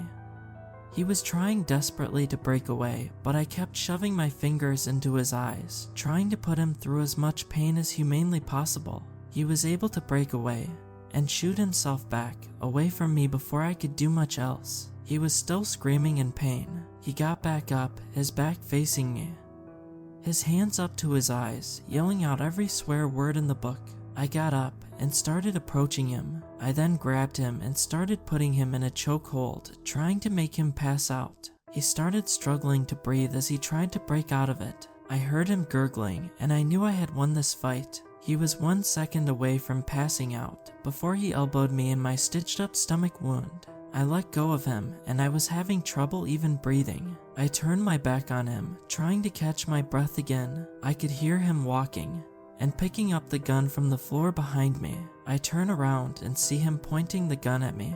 Only a few feet away, I could see his wicked, evil smile. "Goodbye. It was nice knowing you, pal." The sheriff grimaces. He reloads his gun, and right as he's about to pull the trigger, I charge at him, running faster than Usain Bolt on a marathon, and grab the gun. We start getting into a tug of war, with the gun trying to take the gun away from one another, the head of the gun pointing up in the air. I get a sudden wave of adrenaline, and before he even realized it, I took the gun clean away from him and smacked him across the face with the weapon. I point the gun at him, and he puts his hands up in fear, seeing the scenario he was now in.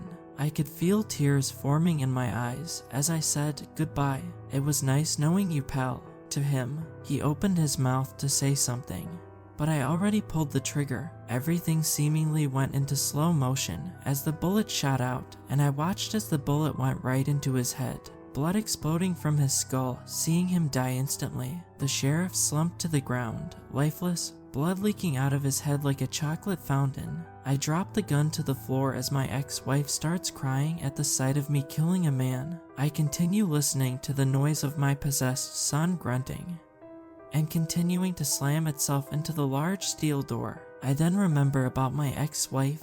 Weak, I run over to my ex-wife quickly, kneel down and begin untying her. It only takes me about 5 seconds, but I'm able to untie her and rip the duct tape off her mouth.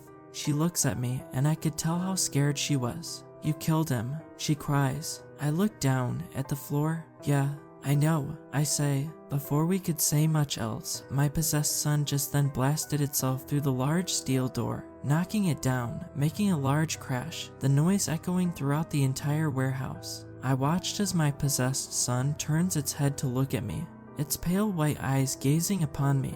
It growls. I step in front of my ex-wife, trying to protect her. "Call the police," I murmur to my ex-wife. She immediately refuses. "No, I'm not doing that. They're going to arrest you because you killed the sheriff. They won't believe anything you say." My ex-wife whispers, "Just do it." I loudly whisper back. My ex-wife grabs my shoulders, letting out a cry, then pulls out her phone and starts to dial 911. I look back at my possessed son, looking into the demon's eyes that replaced my son's beautiful, delightful blue eyes. "I'm not going to let you hurt anyone else," I say to it. It continues growling at me, preparing to attack, looking at me like a predator looking at its prey. "I'm the one you're supposed to hurt. You were always supposed to target me, so why don't you just do it now?" I could hear my ex-wife talking on the phone as my possessed son took a step closer to me. I was no longer afraid. I was ready to fight until I fell, to save my family, to save my son from this demon. Its eyes turned completely black, his pupils turning red, his breathing getting louder and louder, his growls sounding even more angry. Finally, it speaks to me. "Your house is ours." It roars at me, the roar louder than a screaming crowd at the Super Bowl. "Your son is ours." It roars again at me. Before I could turn around and tell my ex-wife I still loved her, my possessed son then lunged at me and swiped at my face, letting out a deafening roar. Right as it swiped at me, it felt like the entire world had changed in an instant. My ex-wife was gone, the sheriff's body was gone, the entire warehouse was red. Hell, it looked like the entire world was red. The only thing that remained in color was my body. Everything also looked vastly foggy. I look around, surveying this new world I was in, not quite understanding what was going on. I took a deep breath, prepared for my last stand. "Where are you?" I yell at the demon, loosening myself up. I look around the warehouse, some more, scanning for anything out of the ordinary in the large, empty room. It was really hard to see anything because of the fog that was blocking my view of everything in sight. I started walking through the fog, throughout the room, continuing to shout for the demon to come out of my son's body. The room started getting hot, so hot to the point it felt like the sun was crashing down and colliding with the earth. I was getting ready to give up, to just fall to the ground, and let the worst happen to me. I was getting tired, weak, and demotivated. That was what I was about to do until I saw the fog clear in front of me, and saw my possessed son standing in front of me. The noise in the room turned to a large, reverberant ambience. I stare at it and try to gain my energy back. It stares back at me. I can tell from the look in its eyes, it was ready to rip me to absolute shreds. You've terrorized my son and me for too long, demon. I say to it directly, I'm gonna leave you feeling more pain than you have ever felt before in your entire existence. It starts chuckling in its still terrifying deep, monotone voice. It quickly stops after 2 seconds and starts twitching every bone in my son's body. It then looks back at me. You're in my world. It calmly says to me. My possessed son puts his hands on his hips and his chest and face gets pushed forward, and the demon that was in my son's body pulls itself out of my son's body, and my son collapses after he does so. I finally get a good look at the demon in person. It was exactly like the drawing Ethan had made. It was very tall, though it decreased its size a bit to meet my height. It was all black, like a void, and, of course, its pale, white eyes. I could see its teeth too. Every single one was as sharp as a tungsten needle. Of course, I knew it would be scary, but seeing it in its full form in person, it scared me to death. It grits its teeth at me. When you're in my world, there's no choice but to meet your fate. It extends its arm, and I see its large, sharp claws on its hands. I quickly realize how truly dangerous this thing is. But if I was gonna go down, I was gonna go down fighting. I look at him and think about how stupid I am for what I was about to do, but I didn't listen to my conscience. Are you sure about that? I say to the demon, trying to hide the shakiness of my voice, trying to hide my fear from the demon. I then reach my arm out and grab one of its eyes and start attempting to pull it out of its socket. It starts letting out pained roars as it tries getting my hand away, using all the strength I had left to do so. But the demon swung its arm and used its sharp claws to cut deep into my wrist, which was practically a stab, causing me to let go and hold my damaged wrist. It stung like hell. It then grabbed me by the throat and started choking me. I already felt the life begin to leave my body. The demon throws me, and it throws me all across the room, right into the wall of the warehouse. I dropped chest first onto the floor, and I thought my spine had broke because of the impact of the throw, but it surprisingly wasn't. I lay on the floor, groaning in pain. The demon quickly walked up to me, grabbed me by the hair, and lifted my face up so I could look at it. It sneered and smashed my face into the cement floor, then forced me up and slammed me back first into the wall. It opened its mouth, preparing to bite my face off as I gasped for air, but impulsively I put my hands on its jaw before it could bite me, and kept it open as I somehow got out of its grip. I look at the wall and bash its teeth into the wall so hard that I saw some of its teeth chip and fall to the floor, clinking around as they made impact. The demon held its hands to its jaw and started grumbling as it started bleeding purple from its mouth. I go to strike the back of its head, but it suddenly swings its entire body around and clubs the top of my head with its fist and knocks me to the floor. I roll over on my back and cough. I cough a lot, holding my chest to prevent myself from vomiting. I watch from above as the demon extends its right arm out and makes a large black trident appear in its hand. It grins as it raises its foot and brings it down, trying to crush my head. I roll out of the way in time and get up. I unleash my fury on the demon, punching it multiple times in the ribs, chest, and face. I do it to the point my knuckles were getting red and were physically hurting. After every single punch I did though, the demon was not fazed by any of them. The demon grabs my neck and swings the side of its head right across my face. I stumble back, nearly knocked out, almost falling down multiple times as I move back. I watch as the demon raises its trident and throws it like a spear towards me. The trident goes into my left shoulder and I immediately feel the pain and I cry out. The demon speed walks towards me, grabs the end of the trident, and pushes it deeper into my shoulder. I go down to a knee because of the pain and continue crying out. It puts its hand back on the trident and shoves it out of my shoulder, blood shooting out of my shoulder like machine gun bullets. I hold onto my shoulder, my breathing getting heavier. The demon raises its trident again and brings it down to stab me in the head. I use my right hand and catch the trident to try and hold it back and get back up on my feet. I put my left arm on it as well for assistance, though I know it's doing little work because of my injured shoulder. The demon was overpowering me relatively easily, and I knew I was going to lose this fight in a gruesome way. I move myself to the side of the trident and kick the demon in the back of the knee. It almost goes down, and it lets go of the trident to catch itself.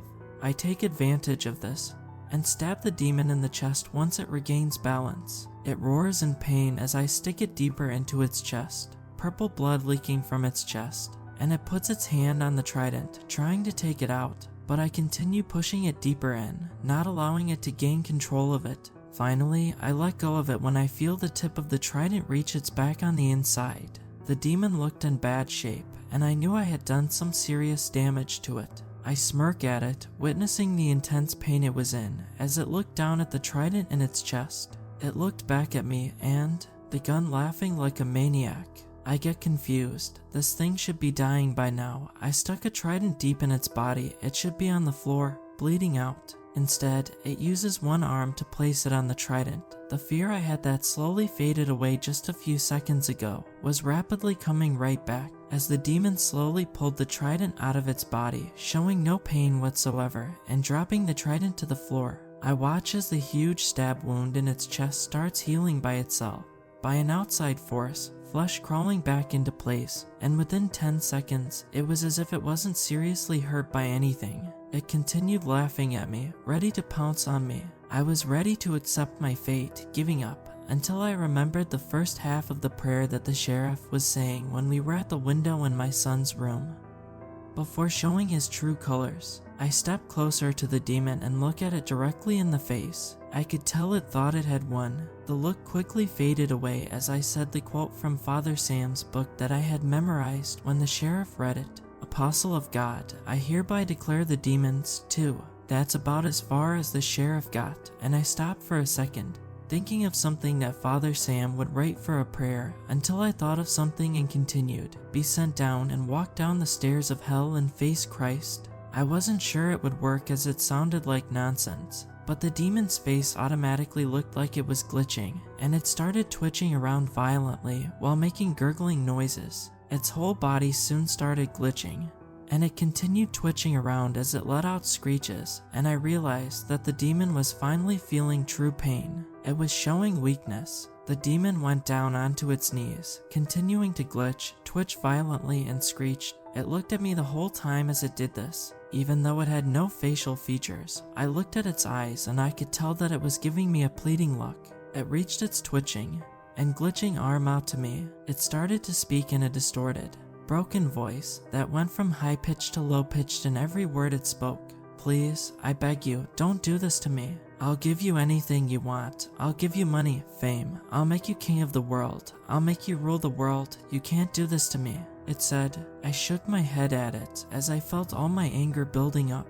I took a step closer to it as it looked up at me. I lost all the dread I had because this thing was going to get what was coming to it. All I want is my son back, I say to it in a biting tone, and that's not something you'll give me. It continued glitching and twitching around as I pulled my arm all the way back, and as it roared at me, I swung my arm at its face and punched it right in the face, a Mike Tyson caliber punch, and its entire body shattered like glass right as I did it, and it turned into a billion different pieces, every piece scattering all over the floor, its roaring voice quickly fading away, becoming one with the air. I stared at every piece of it on the floor, before all of it quickly disintegrated, sizzling down into the floor. I let my arm rest, and I laughed, a triumphant laugh, knowing I had won. I then realized, Ethan. I saw Ethan still on the floor, but I saw him regaining consciousness. I sprinted over to his side as he saw me. He screamed "Dad"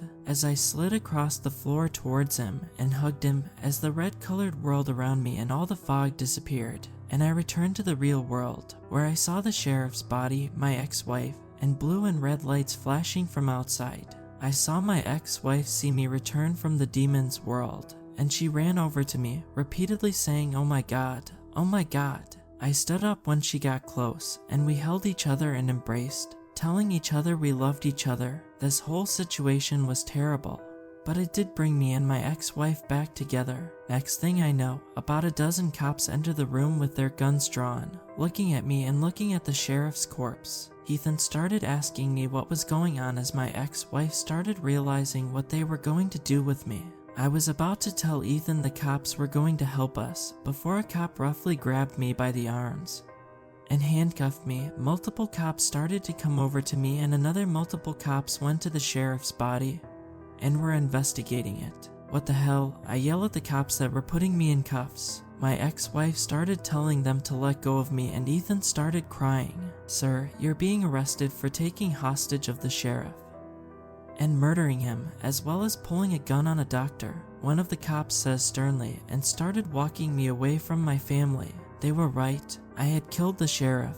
Unfortunately, they wouldn't believe me if I said he was a devil worshipper and tried to kill us. I never pulled a gun on a doctor. I shouted at them, "What about the murder of the sheriff?" One of the cops shot back. I stayed quiet. I tried to look back at my family, but one of the cops prevented me from doing so.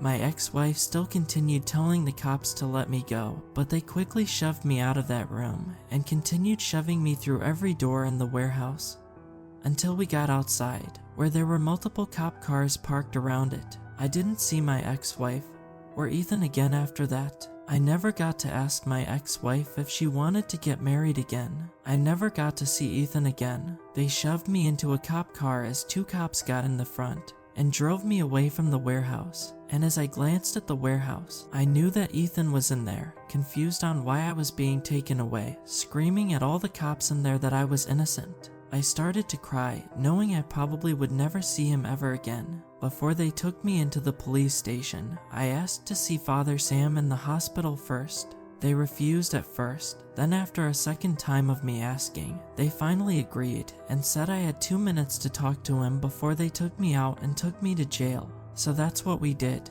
We pulled up to the hospital, and they walked me through the doors, all the way to the room where Father Sam was being kept in. I was still in cuffs, so I didn't have any freedom still. We made our way into the room, and I saw that Father Sam had a ventilator over his mouth, had a sheet over his chest, and was hooked up to life support. The cops sat me down in a chair next to Father Sam's bed and exited the room. I wasn't really comfortable sitting down with handcuffs on. Father Sam was awoken by the door slamming. I could see his eyes open in a flash. He turned his head over to me and smiled when he saw me. "It's you." He coughs. I smile back. "Sam, I killed the demon," I say to him. His face turns from just smiling to full-on joyfulness. "You did," he says. I nod. "Yeah, I had to go to hell and back to do it." "Where's the sheriff?"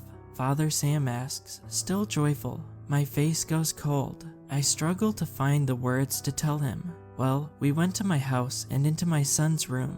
He was reading a prayer from your book to scare the demons away, but he stopped, shot me and my ex-wife, and had my son get possessed." I explained the rest of it to him, how he took us to an abandoned warehouse with the demon and my son, how he was a devil worshipper the whole time, and how I killed him. He looked devastated after I told him. "Oh my," he said. "Yeah," I say. I look down, disappointed for having to tell him, but I found out what it is about the window that attracts the demons. I finally figured it out. Father Sam says. I look up at him. "You did," I say, my eyes lighting up. Father Sam sits up slowly before letting the words stream out of his mouth. "Your son's bedroom window, it has this supernatural force to it, a force that the demons like to feed upon, a force that gives them their powers, a force that makes them incapable of dying unless you say the prayer in my book, and adds to their need of possessing somebody. The window is able to." Before Father Sam is able to explain anything else to me, the cops open the door to the room, grab me and say it's time to go and force me out of the room. Father Sam's face goes pale as he sees me being escorted out of the room, as I yell to Father Sam to send me a letter in jail telling me the rest, but the cops closed the door before I could finish my sentence, making Father Sam incapable of knowing what I was asking for. On the drive to prison, I was grateful for having that newfound knowledge, but pissed I wasn't able to hear all of it before the cops barged into the room and took me out. Once I got to the prison, I was quickly treated for the wound in my shoulder and wrist, and by that, they basically just wrapped up my wrist in cloth and did the same for my shoulder. I gave my lawyer my laptop and account info, and gave him the last 2 updated writings on paper for him to write out and post for you all, since the jail wouldn't let me do it myself before taking me to my cell. Bastards, I'm scared of the thought of jail, but I'm actually fine with this ending to my story. I know I went out a hero. I saved my son, that's what mattered. My ex-wife is going to take care of Ethan from now on, taking custody of him since I'm going to be in jail. I feel extremely depressed, knowing that I never got to say goodbye to my son, and that I'll never be able to see him again. I appreciate you all for reading and sticking with me and supporting me throughout everything that has happened to me, and especially my son. It helped me get through a lot. However, this is how it's going to end. The demon terrorizing my son's dead, transformed into nothingness. I love you, Ethan. You're the most important thing in the entire world to me. It breaks my heart that I will never see your face again, not even when I'm on my deathbed. We did it. Lee won.